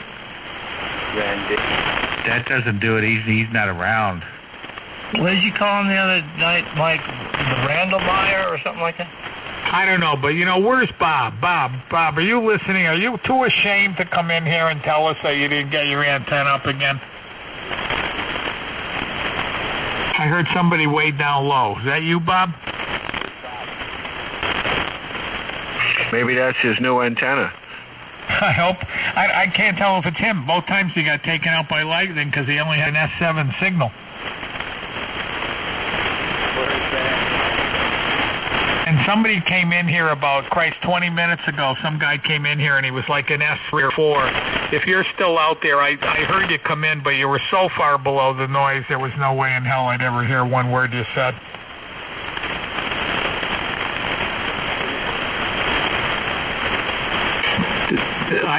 You're an S8. Who is it? It's summertime, guys. It's summertime. If you're not at least 10 to 20 over 9, nobody's going to hear you ever again. Be careful because I have Mark Ward. I asked him to come in. He's actually Whiskey Delta 8, Nancy Kilo Jam. Yeah, it was D8NKJ. Well, maybe that was him that came in 20 minutes ago because the signal was, like I said, I didn't get one word he said. He was way under the noise. I mean, no hope of even hearing. That's why I didn't even go to the general group here and say, can anybody hear that guy? Because I knew nobody would hear him. Yeah, he's from Franklin, Ohio. That last guy that came in, the light one, I heard Bacardi. That's what I heard, too. I did hear Bacardi, but basically that's the only thing you're going to get. Myers. Yeah, the Bacardi rum, believe it or not, the Bacardi rum that comes in that opaque green bottle for the price is a really decent rum. I mean, it's a good drinkable, cheap. When you're a cheap guy that comes in our kind of a bar we had, that's a good rum. But it's nothing compared to Zaya, not even close. Another thing, has any of you guys ever tried some high-end tequila? I brought some crap back from Mexico that had dead worm in it once. Yeah, well, I don't know if that's high-end or not, but again, tequila is the most foul drink I ever had. We used to use that square bottle tequila. It's gold. The bottle's kind of a gold color, and the label's kind of gold, and the bottle's square, and that's not the good stuff. That's the good stuff for our bar, and everybody drank it. And I tried it once, and you can't even drink it. It tastes like it's plastic. It's just terrible. But one day, a couple of years ago, I got a hankering because I watch TV. I think it might have been on Charlie, because I know that anything that Charlie uses on 2.5 Men is all good stuff, So he was drinking Patron. I think it was Patron. And I bought a bottle of Patron, and it was really good. I mean, really, really good. And there's far better than Patron even. But now tequila happens to be one of those things where a cheap tequila is the most foul stuff you can put in your mouth, and yet a really good tequila is a nice thing to drink, especially if you make it with a good mixer. You make one of those summer drinks. But again, with me, and the thing is, the older you get, the more you need to drink a higher quality booze, because the crap booze just knocks the living hell out of you. N1 DVL. Yeah, I was just reading the Drudge Report says the New York Times gets Trump tax documents. Well, I'll tell you what, somebody's going to end up going to jail over this whole thing. This thing is so far out of hand. And if you're a Democrat and you don't realize that whole party is just nothing but a bunch of scumbag pieces of garbage, then you should just, I don't know what to tell you to do. You should just find a rope and a chair. You got to drink a Casamigos. Yeah, you must have been the guy that came in like 20 minutes ago. Couldn't hear one word you said.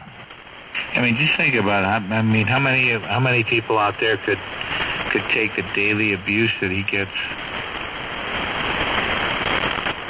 I think Trump is very interested in running for the second term and winning. If he wins the second term, all the bad guys better hold on to their backsides, because every one of them's going to go to jail. I'm telling you right now. I just know Trump.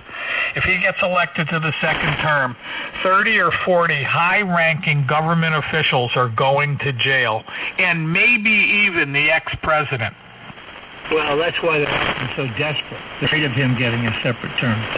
That's exactly what it is. That's why they're just pulling out every lying, cheating, no good stop they can get.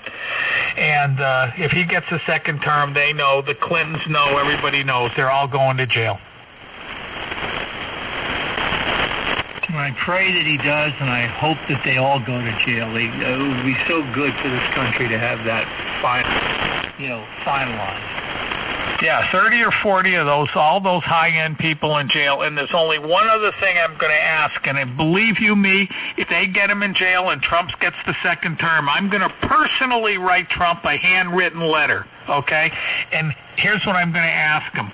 I want a 24-hour video camera in all their cells.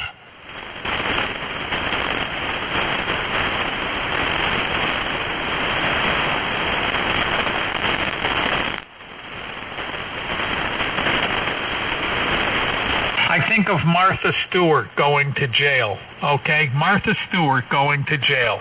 And look at all these scumbag, lying, cheating pieces of crap, okay? That whole thing that that Mueller tried to get Trump with was phony. Now, Also, keep in mind that I wouldn't be surprised if Mueller ends up in jail, because Mueller knew full well that that whole thing was phony, and he kept on going with it.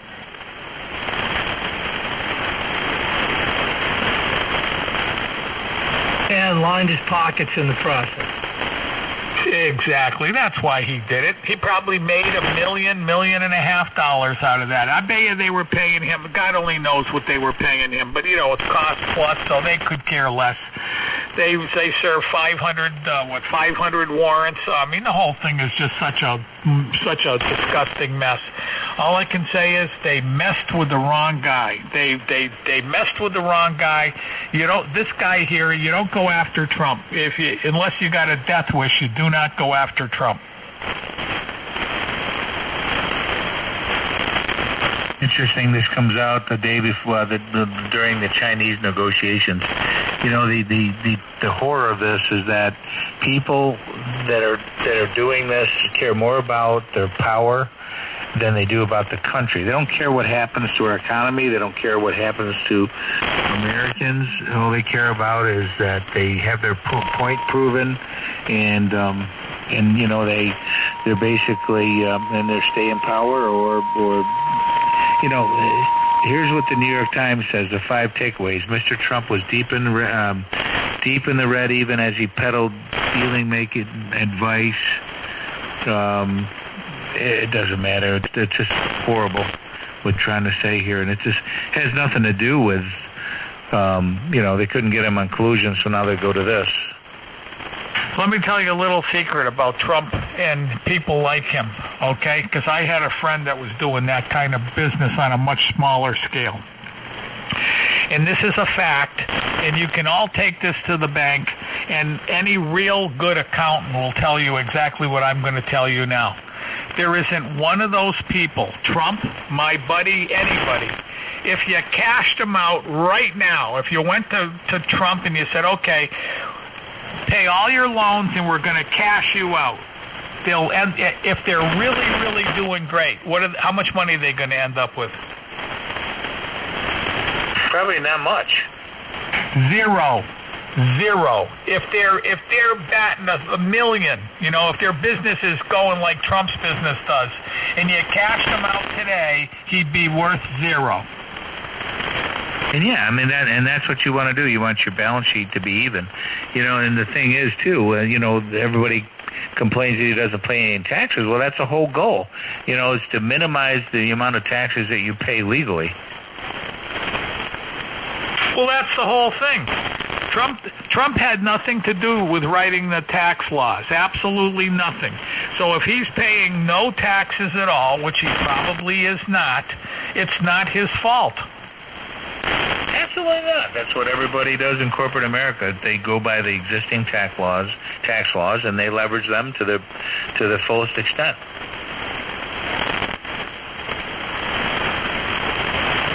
But like I said, on paper he's a billionaire. In reality, I probably have more money than he does. It's the actions. I don't care. Again, we didn't elect him. We knew he was a billionaire, and if he wasn't, that's even better. Okay, but we elected him because we felt like he could get something done. We didn't elect him, to be a altar boy. So he's done some bad things, and every other politician has too. I mean, and he's not really a politician, but in some sense he had to be, just to get things done in New York City and to do his real estate deals. Okay, so he's president of the United States. Let his actions speak, and I think that's what his base wants. His base follows him because he keeps his promises. He follows through. The guy works relentlessly. He's gotten more done than any president on the face of the earth. Absolutely, and the Democrats cannot stand that because they don't have. Look at.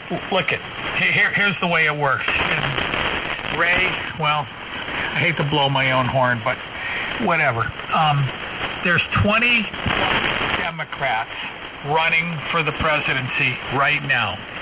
And if you took the worst Republican out of the 17 that ran for president when Trump was trying to get in, if you took the worst possible person in that whole group, they are far, far better than the best person in the Democratic group.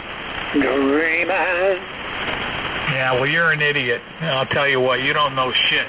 Because all those people were really good. Trump went up against the best people there ever was out there that ever ran for president. And the people, the Democrats, are just amazing. I mean, half of them should be, oh, God, I mean, half of them are so stupid they can't even get in front, you can't even put them in front of a microphone. Hey, just want to change subject real quick. Please do. This Avengers movie that was out, I don't know if anybody's seen, I haven't seen it yet, but it's made almost $4 billion, and it hasn't even been out, a week and a half globally. It's made almost $4 billion. Right, and those movies, I don't think they cost that much to make anymore because they don't really use any real actors, do they? Are there real actors in that one? Oh, yeah, there's real actors in it, but I thought you were going to say it's all computer-generated effects, CGA or CGA or CGE, but, yeah, I mean, everything's, the actors, it's actually a little more, the actors got to be really good because they don't see what you see on the screen. Everything's computer-generated around them, so they basically have to imagine what you and I see on screen. They have to imagine. Yeah, I know. It's amazing what they can do with the new computer graphics. It's really amazing. But yeah, that's good. They make money. You know, another thing that I would like to talk to Trump about.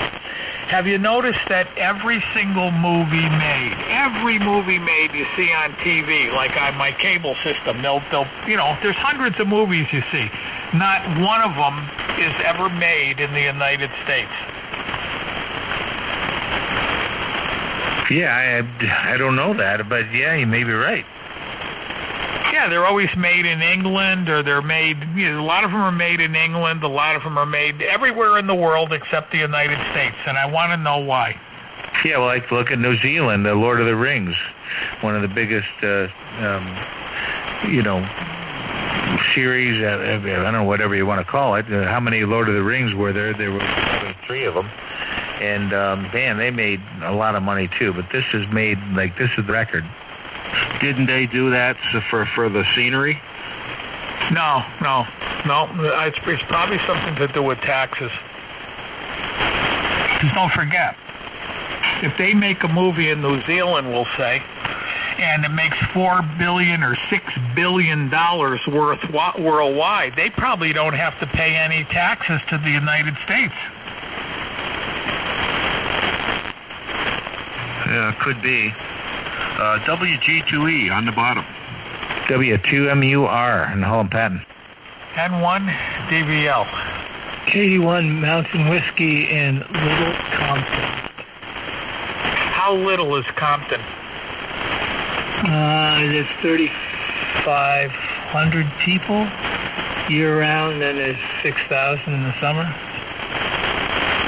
Well, it's not on the water, is it? Oh, yeah, it is. It's real close, though, right? It's on the water. A coast on the ocean and a coast on the river, Scott River, which is 3 miles wide, and a major tributary that runs up to the city of Fall River, Taunton area. Huge bay, Narragansett Bay. Rhode Island has so much waterfront. It's amazing. Hundreds and hundreds of miles. All the little islands and peninsulas and inland areas. Where the town is, we're not physically attached to Rhode Island. There's the river that I just mentioned, the Scott River, separates us from the rest of the state. So you got to come over a bridge into the Massachusetts and come south to come into our town. Man, 3 miles wide? That's amazing. Okay, so how far are you above sea level? 100 feet. Barely enough. When you go down to Newport, Rhode Island from here, when you go into Newport, you go over this incredible bridge. It's just the tallest, biggest bridge I've ever seen. What is that bridge? Well, there are 1 of 3 bridges that you could go over. Now, would you go down through Providence and south of Providence and over? No, we go from this side. We go from Connecticut. And the interesting thing about this bridge is it's huge. I mean, it must be I think it's like 300 feet above the water, and I think it's about 6 lanes wide or 8 lanes wide. But there's an island down in the bay underneath it with a beautiful house on it, and it's a little rocky island. Does that help? Oh, yeah, that's the Newport Bridge, and that's the Dumplings, the house with on the island, on the rock. It's old. It's been there a long time. It's built of stone, I think. But yeah, that's the bridge they call. What do they call it? The Newport Pell. I think it's the Pell Bridge now, after Senator Pell, who served the state for a long time and fairly honorable person. But when I was a kid, that bridge wasn't there. And there used to be a ferry service that went from Newport over to Jamestown, which is the island it lands on the west side. I can't imagine how much it costs to build a bridge like that. That is the most incredible bridge I've ever seen. Well, there are bigger ones, but yeah, it's a pretty good-sized bridge, and they have a hefty toll on it to maintain it. Well, I'll tell you what, as long as they maintain it properly, I don't mind paying the toll. Well, they do maintain it. I don't know if it's properly. I hope so, but the history of people in Rhode Island taking care of stuff is pretty grim. Well, again, I just can't understand why they don't build bridges out of stainless steel. The rust-proof stainless steel, and just build it, and you know what? Yeah, it's going to cost twice as much in the beginning, but it's going to last for 400 years. Because Mark would be down there trying to hook his coax to it. Yep. The one they replaced one on the other side of Jamestown that leads up to that big bridge. You went over that too if you came from Connecticut. They just replaced that with a all stone, all concrete bridge. You know, my kid's an engineer. I got to call them and find out and ask them why they don't build bridges out of stainless steel. They build them out of Corten steel. That stuff that you don't paint. It just rusts, and it stops rusting after it gets a patina of rust on it. Well, okay, then that may be as good as stainless.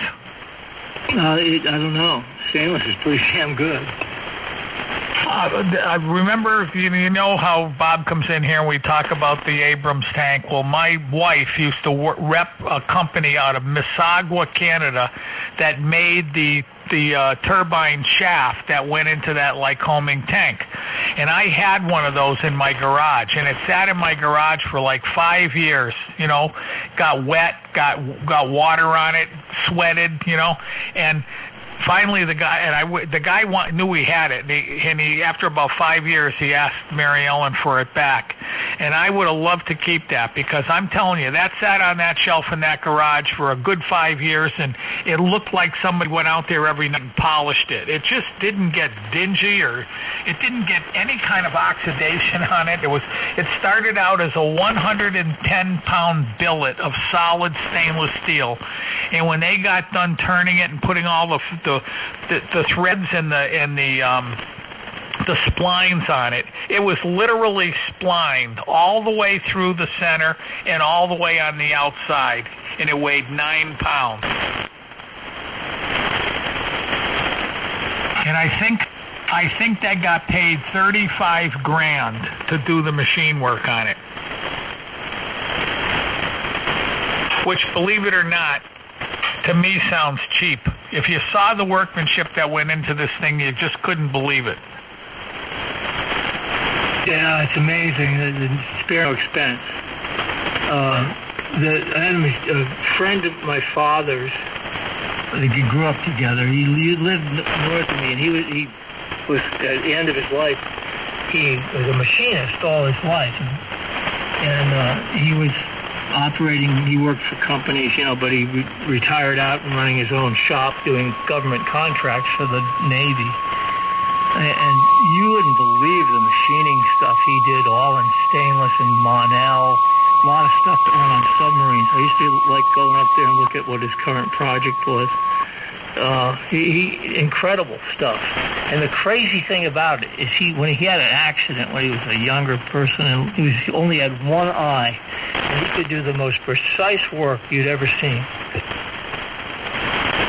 Yeah, well, I know they charged $35,000, and they were one of the very few shops anywhere. They had to go to Canada to do this because that was the only shop that could do that kind of work. And like I said, that spline, that thing came out, it was probably, I don't know, it was probably 20 inches long, I'd say, maybe when it was done. Maybe 18 inches, 20 inches. And every little bit of the inside of that and every bit of the outside of it had splines or threads on it. It was the most incredible thing. I can't even imagine how they could build a damn thing. It was truly, it was just an amazing piece of machine work. Truly amazing. Anyway, N1DBL. Who else is tuning up here? That wasn't Randy because he's not normally there. Go ahead. N2 Echo Whiskey Mike. That's who it was. Good evening, Ray. Good evening, Gary. What's cooking up in Mass? Not much. Just I don't know. I'm thinking my Blazer's got something wrong with it. It starts up now. It used to always have a little bit of a noisy lifter. Not all the time. Once in a while you'd start it 8 or 10 times, no noisy lifter. Once in a while you'd start it to have a noisy lifter. Now it's got a noisy lifter every time I start it, and it's skipping. So that's not a good sign. No, that can't be good for anything. How many miles are on that? Just 90. So I got to get that over to my mechanic friend right away and have him, he was going to do my Impala he was supposed to do it tomorrow, put that pump in it. Mike, are you still here? Yes. This is Bad Mike? Bad Mike. Yeah, he was supposed to put that pump in tomorrow, and he canceled. I went to see him today, and he said, no, can't do it. He said, I can do it on Saturday, but now I'm more worried about the Blazer. So, anyway, but I'm thinking about it. Oh, wow. How long has it been now? Oh, at least a year. At least. But I looked it all over, pulled the instructions out, looked at the wiring, how you have to change the wiring, it's a different plug on it, and, this, that, and the other. We had that all down to a science, but unfortunately now the Blazer might be more important. Yeah, well, you got to prioritize.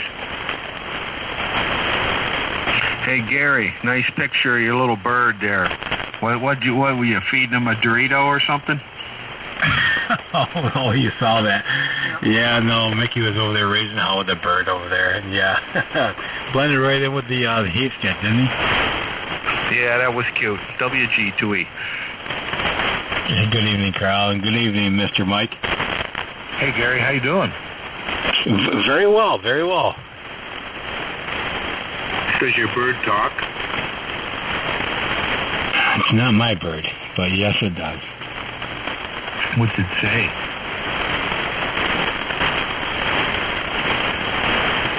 It's quite repetitious amongst just a few words, but yeah, I'll have Mickey let you know about that. Were you here? You were here yesterday when I said that the bird convicted a murderer. Yes, yeah, that was something else. Yeah, teach him to say your bird, call. Huh? Can you put the bird on the air?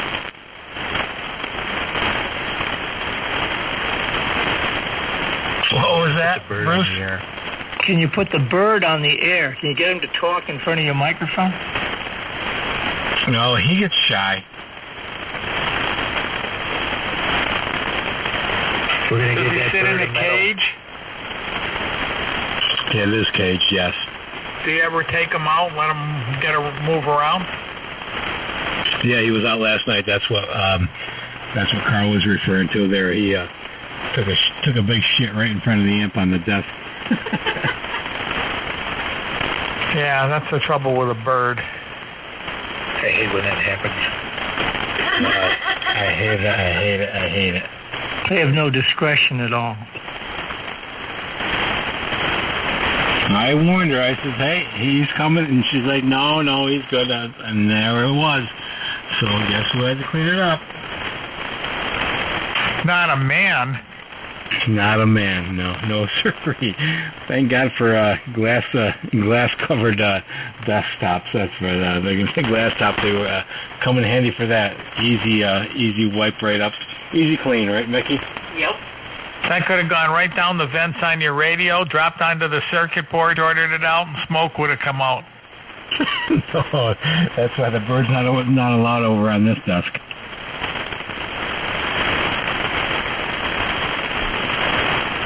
Hey, Mickey, you being a good girl?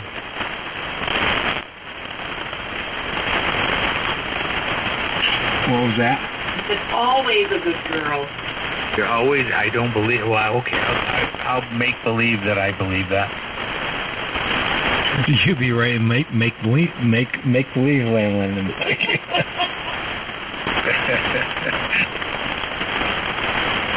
And then Mickey, the land of make believe Mickey. Hey, did you see Tiger Woods got that Medal of Honor?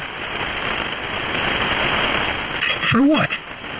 He got the Medal of Honor for Trump gave him the Medal of Honor for being the big comeback kid and winning the Masters. Yeah, and then all the scumbag Democrats gave him a hard time because he shouldn't have got the Medal of Honor. And then the guy on the radio after Rush Limbaugh, I can't think of his name, here in New England, gave a list of people who got the same Medal of Honor, okay? Because they said, well, a golfer doesn't deserve it. And he gave a list of people, and just about every single person on the list was an Obama stooge that either was a basketball player, a baseball player, and there was another golfer that got it. Obama gave it only to people in sports, and yet when Trump gives it to really, truly, and honestly a great sportsman, probably one of the greatest that's ever lived, he's a jerk. Well, what do you expect? They live to diss him. He can't do anything right.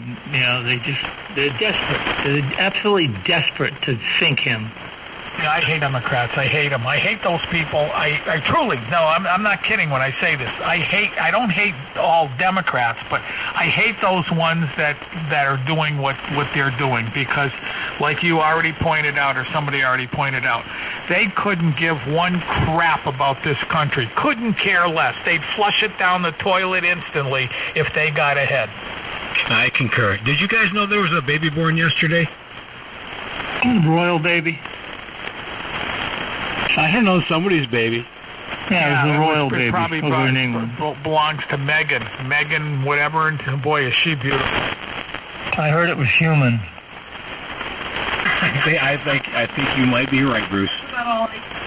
What's her name? What's that girl's name? Meghan what? Meghan. No, the one that married the prince. Markle. The English prince. Markle.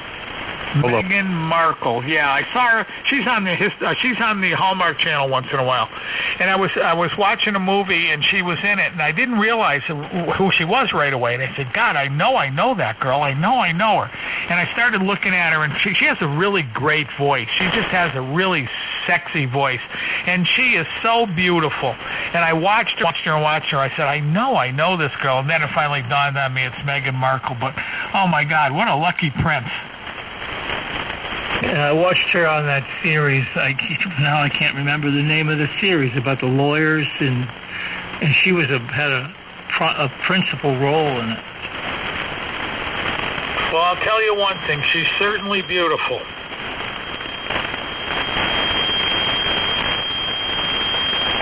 And the thing is, Bruce, are you ready for this? No. Emily is every bit the equal of Meghan Markle. Her face was a blur to me, Ray, and I swear it was some special power blurring her face, and for some reason I can't pull it out. Well, all I can tell you is I sat there in awe of her, and I was talking to her for 5 or 10 minutes before you guys came over, and I was looking right into her face, and I said, Jesus, where the hell did you come from? I said, I told her straight out, I said, I have never in all my life seen a woman as beautiful as you in person. And I said, you know what? The hell with that. I said, I've never seen a woman as beautiful as you, even if you throw in all the stars from the Hallmark Channel. And I said, they have the most beautiful woman. I said, come on, tell me the truth. Don't BS me. Are you affiliated with the Hallmark Channel? And she said, no. And I said, come on, you got to be. I said, you're better looking than any one of those girls. You sure? I know you would be incognito. She goes, no, honestly, I'm not. I said, well, you should be. I said, if I was you, I would go find the Hallmark people and, throw your towel into the ring there. I said, because they would use you for something. Bad Mike, could you ever pull that off, what Ray just said he said to a perfectly strange woman? Wait a second, how could you, telling a woman she's the most beautiful woman you've ever seen in your life, make her mad? Melania is much, much prettier, much more beautiful, and I'm not that much older than her, trust me. Melania is very beautiful, but she's not any better looking than Emily. Well, no, I mean, it's just, Ray's got an incredible presence and ability to break the ice. I mean, it's just amazing. I could never do that. I would fold up and just stare and not say anything. Yeah, well, when Ray's into that mode, he's probably had a few of the, what's the gin that you like? I had 2 Grey Goose vodka martinis and a glass of wine under my belt. And my first words to her were, and this is no BS, I looked at her and she looked at me and I said, holy shit. I said, you got to be kidding me. And she goes, what? I said, have you looked in the mirror lately? I said, you are the most beautiful woman I have ever seen in my life. That's how that started. Mike, make notes to yourself. You got to remember, Bruce, that anytime you tell a woman she's beautiful, it doesn't matter. I mean, the women just want to hear that. Well, wait. If you guys think I have a great line, let me tell you, it doesn't work because I literally cannot get a date with anybody. I ran into a girl a few weeks back at a Chinese restaurant while I was waiting for my to-go order, and she was too. And this girl was perfect for me. I couldn't in a million years have found a more perfect woman. She was 62 years old. She was extremely good looking. She looked at least 10 years younger. Very, very shapely, very, very well built, very well dressed. And I said, geez, I can't believe it. I said, what do you do for a living? I figured she was a lawyer or a doctor, She said, I clean houses for a living. I said, like for a company? She says, well, it's really my company. She said, just me and another girl, and we clean houses. I said, wow. I said, you know what? I said, is there any chance that, because she was asking me about the BMW. I told her my mother had just passed away and I had the car. And she said, well, I have a 19-year-old son. I'd love to get him a car like that. I said, no, you don't want a car like that for a young kid. It's too small. I said, it's too dangerous for a young kid to drive. And then we started talking, and, I asked her on a date. I said, listen, I said, really, is there any chance that you and I could get together and go on a date? I said, because you'd be perfect for me. Because this girl was very well spoken. Of course, Emily, by the way, was incredibly well spoken. She was very, very, very polished. But anyway, the girl took my phone number for the BMW. She said, I'm going to call you on the BMW. I may come look at it. I said, fine, but just call me anyway. Let's go on a date. Never heard from her. You know the mistake you made? I must be making them all the time, Bruce, because I can't get a date with anybody, and I that's the part I can't understand. I think I pulled it out when you said you'd be perfect for me. You should have said we would be perfect together. Well, I talked to this woman for 20 minutes, so I think I probably said that. I explained to her. I said, look, I've been divorced for 13 years. My wife ran off with a girl. I said, I have not been able to find a decent woman just to go out and have dinner with. I said, honestly, I'm not looking for a girl to move in with me or anything like that. I'm looking for a girl that I can go out to dinner with and enjoy her company. That's what I'm looking for. Man, I'll tell you what, if that doesn't get him, I don't know what does. Like I said, my lines don't work at all. I'm going to have to do what George on Seinfeld did. Remember when George figured out what he would normally do, and then he did just the opposite? That's what I'm going to start doing. Yep, you got to use reverse psychology on him, Ray. I must, because I mean, it makes no sense at all. None, absolutely none. I cannot get a date, and the only thing I can think of, and I hate to say this, and believe me, I'm grabbing at straws. Okay, this is just a grabbing of straws. All I can think of is the girls that I'm asking out are just not high enough up the food chain to appreciate somebody who could take them out and show them a good time, and is not interested in say trying to bed them. I have no idea what the hell's going on, but I've been cruising at that Stop and Shop store, and there's like 3 girls in that Stop and Shop that are in range that I would ask out and stuff, and I've actually asked all 3 of them out, and I haven't gotten a date with any one of them. So obviously it's not working there. But in their case, I'm probably too old for them. I mean, these girls are. One of the girls, actually, one of them, that's the one that had breast cancer, and I thought she was going to die. She looked like she was dying, and then they figured out she had the cyst, and they figured her out. She's 49 years old. She'd be perfect for me. But she was living. Now I'm just telling you this whole story because this is almost interesting. She was living. This guy moved into her house and was sponging off of her. All he did is sit there and do nothing and use her money, whatever money. She has no money, none. And he didn't have a job, and he wouldn't get a job. Okay, so finally, after a year or two, she finally threw the guy out. Now, in the meantime, I asked her out. I went up to her and I said to her, I heard you finally dumped your boyfriend. She goes, yeah, I did. She said, I just had to. It was just. I said, well, listen, I would love to take you out. Is there any chance on you and I going out to dinner? And she said, well, I just had to. My 16-year-old son was given back to me by his father, who can't control him anymore, and he's all screwed up, and he's a mess. He's using drugs, and I can't do anything until I get him under control. So I said, okay, fine. This was like a month ago. Now I hear she's dating one of the guys in Stop and Shop. Okay, now I saw the guy. Here's the real sad part about this. I saw the guy that she's dating, and let me tell you, and I'm not a vain type of person, but I would date me 1,000 times before I date this guy. This guy is just if you saw him, you wouldn't believe that she would go out on a date with a guy like this. So I'm missing something that I can't figure out. You should have said you'll help her raise that child. You'll help her do that. This guy is really heavy set. He's bald, okay? He's bald. He looks like he's a simpleton.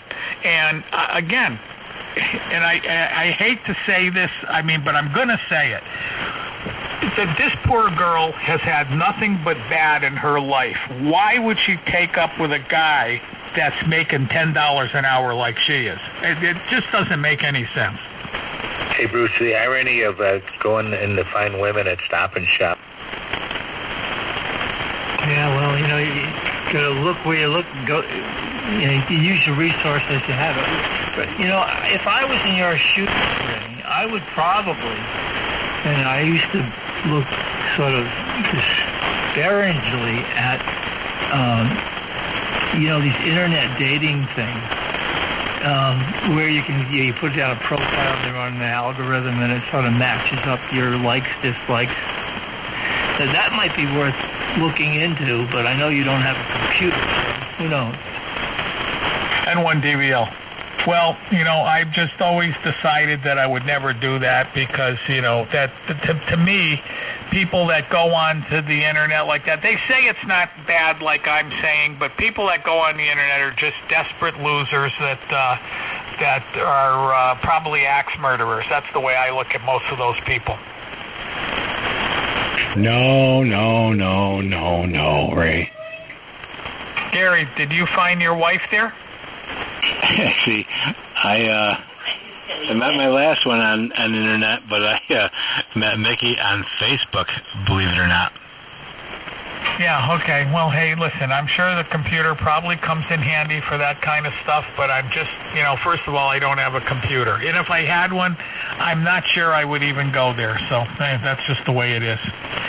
I don't know what to tell you. The girl, a lot of you have met Lisa, and I'm out with Lisa right now. But this happens. No, this has happened 4 or 5 times in the 10 years or 12 years I've been dating her. But we're on the outs right now. But yet on the other hand, Lisa is just not a good. She is just not a trustworthy, decent person. And you always have to keep your good eye on her. And yet I called her today and I said, Lisa, I'm not even sure why you're so pissed. I said, but it doesn't make any sense to me. I said, but as usual, I said, I'm going to tell you the truth. I said, I can't find anybody that's even close to as good as you. Not even close. So I said, why don't you just give me a call and we'll bury the hatchet and we'll go out and have some fun. And she didn't call yet.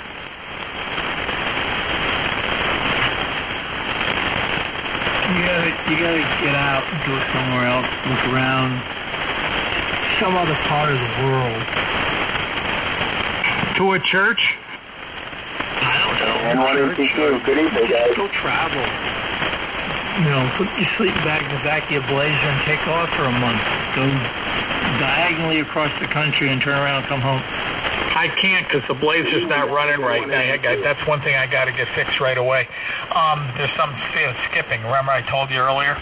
By the way, that girl that was 62 years old that I met in the Chinese restaurant, I asked her, I said, are we ever married? She goes, yeah, I was married for a short period of time. That's how I have my son. I said, well, how short? She goes, 5 years. And I said, and? She said, he was, AH. She said he was just the worst human being I ever met. So I said, you're a beautiful woman. Why aren't you dating now? She said, because there's just nobody out there to date. I said, well, you and I have exactly the same problem. And I explained to her, 12 years I've been looking for a decent girl to go out with. You can't find one. I said, you and I sound like we're really kind of right for each other. And again, she didn't call, so I don't know. I honestly think, and of course this is maybe my own ego, but I think most of these people are just fed up trying. They just gave up and they just don't even want to get involved. Because I know some guys, and it's guys, I think even more than women, who just gave up trying to find a girl to go out with. I know one guy, he's in his 40s, and he's a real good-looking guy, too. And he won't even take a date. I tried to get him fixed up with this cute little girl that worked at Big Y. She was adorable. She was the nicest girl I ever met, and he wouldn't even go look at her because he didn't want to get involved with another woman.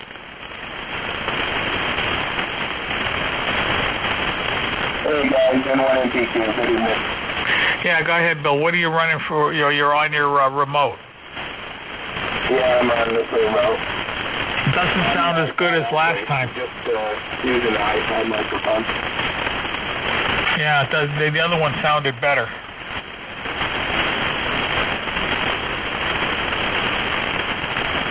Yeah, I need to tune the EQ for the iPad here, so. But anyways, yeah, Ray, what I was saying was location. It's the same thing here. To find a good woman around here, I think half of them are just looking for a free ride. But you know what, Bill? I don't even care if they're looking for a free ride. I could care less. That's personally what I think most women are looking for is a free ride, okay? But that doesn't even seem to help. You need to move to Florida. Boy, where my mom lives, you could hook up easily. There's a bunch of real sweet ladies on there. If I was older, I had one of them hitting on me. She was probably late 60s, mid to late 50s. She must have been quite the looker in her younger days, too, because she's not a bad-looking older lady. Well, I've said this 3,000 times now. It is the area, in my opinion. Women and people in the area where I am are some of the worst people I've ever met in my life. And my kid who is, went to school in Rhode Island, came to the same conclusion, because halfway through he was in college for 2 years, and he told me, I'm never coming back. I said, why? He said, because the people around where we live are AHs. And I've never heard him say anything like that. I said, well, that's remarkable. Are you talking about the people in Springfield? He goes, no, I'm talking about the people in Wilbraham. He said, anybody around that area is just no good.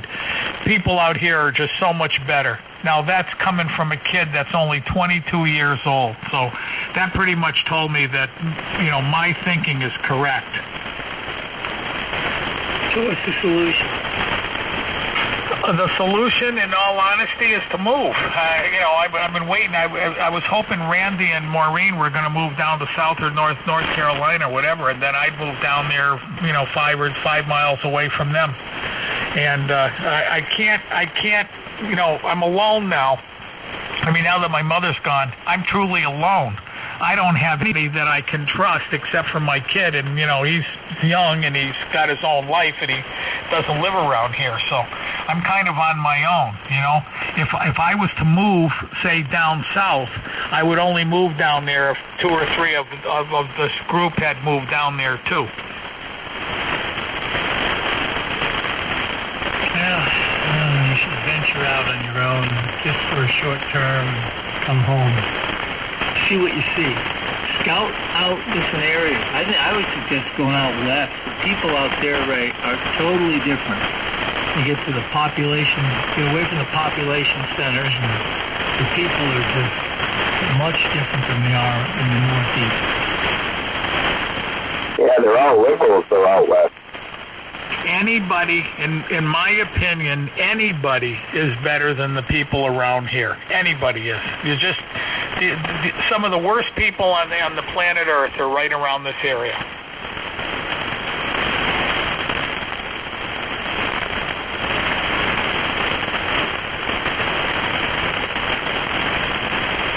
And 2EWM, we're hitting the hay. Good night, guys. Good night, all. Catch you later. 7-3s.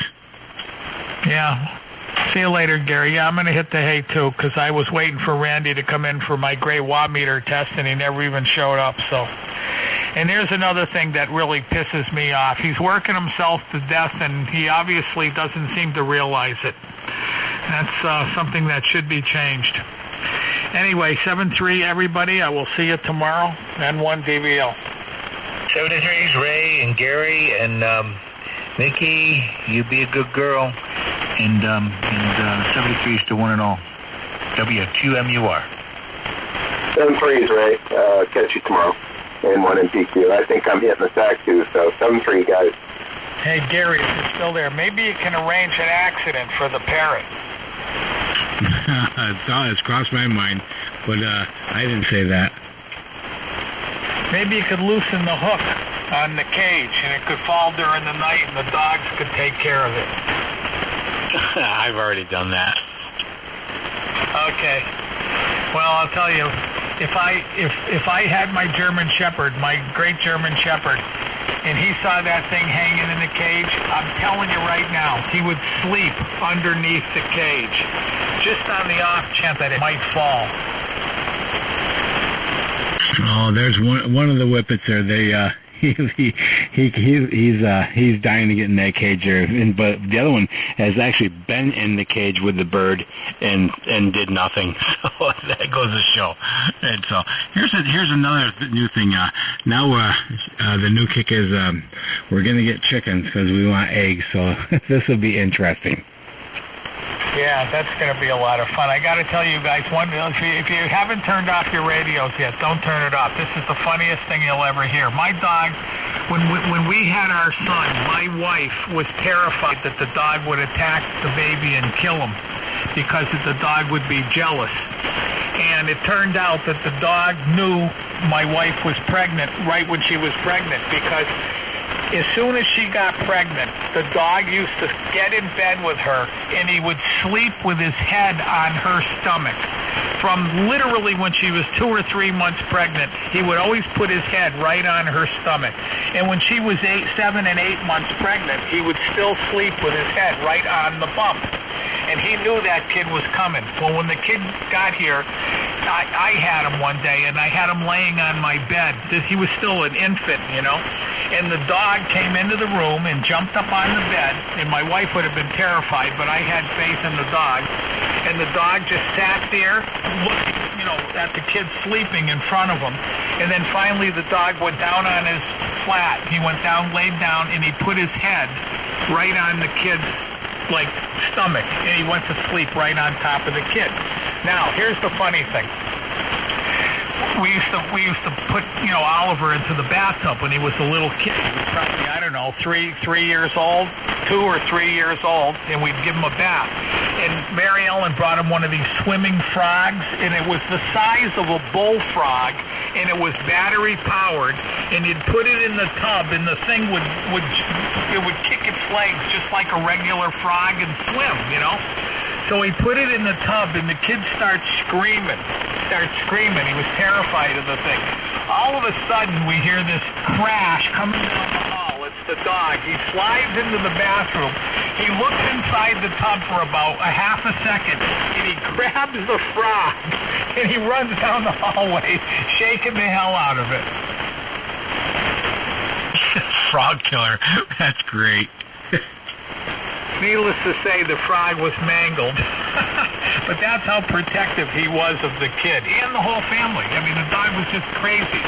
He was just incredibly protective of all three of us, to the point where if somebody came near us, and he didn't cycle him so that he understood it was okay, he would attack anything that came within 100 feet.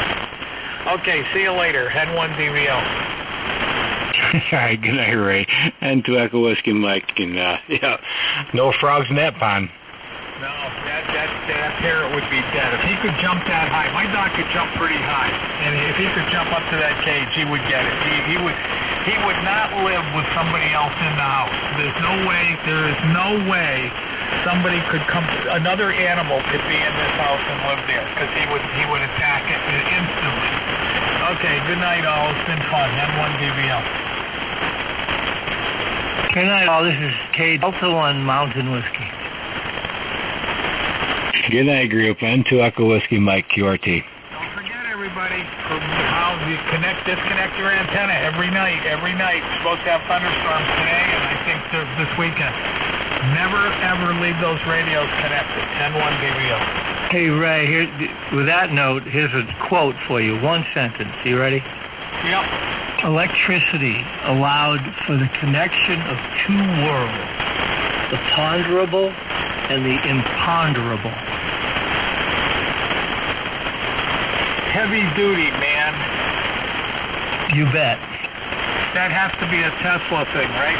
No, it's some guy by the name of LeBron. It's in that paper that I sent to Carl and Randy. The Budologist wrote. Was that statement made like 100 years ago? It was made in the early part of the 1900s. Yeah, right. Well, it's true. And look what it's done for us now. I mean, you look at this radio. It doesn't have your radio, my radio. It doesn't matter. You look at any new modern radio, and they're just such a work of art. They're amazing. They're amazing little refinement. With 40 million transistors, not like all the 5-transistor radio you used to have, the 6 transistors, the 4 transistors. Nope. 40 million transistor radio. And every one of them works perfect. Okay, I'm definitely going. N1 DVL. See ya.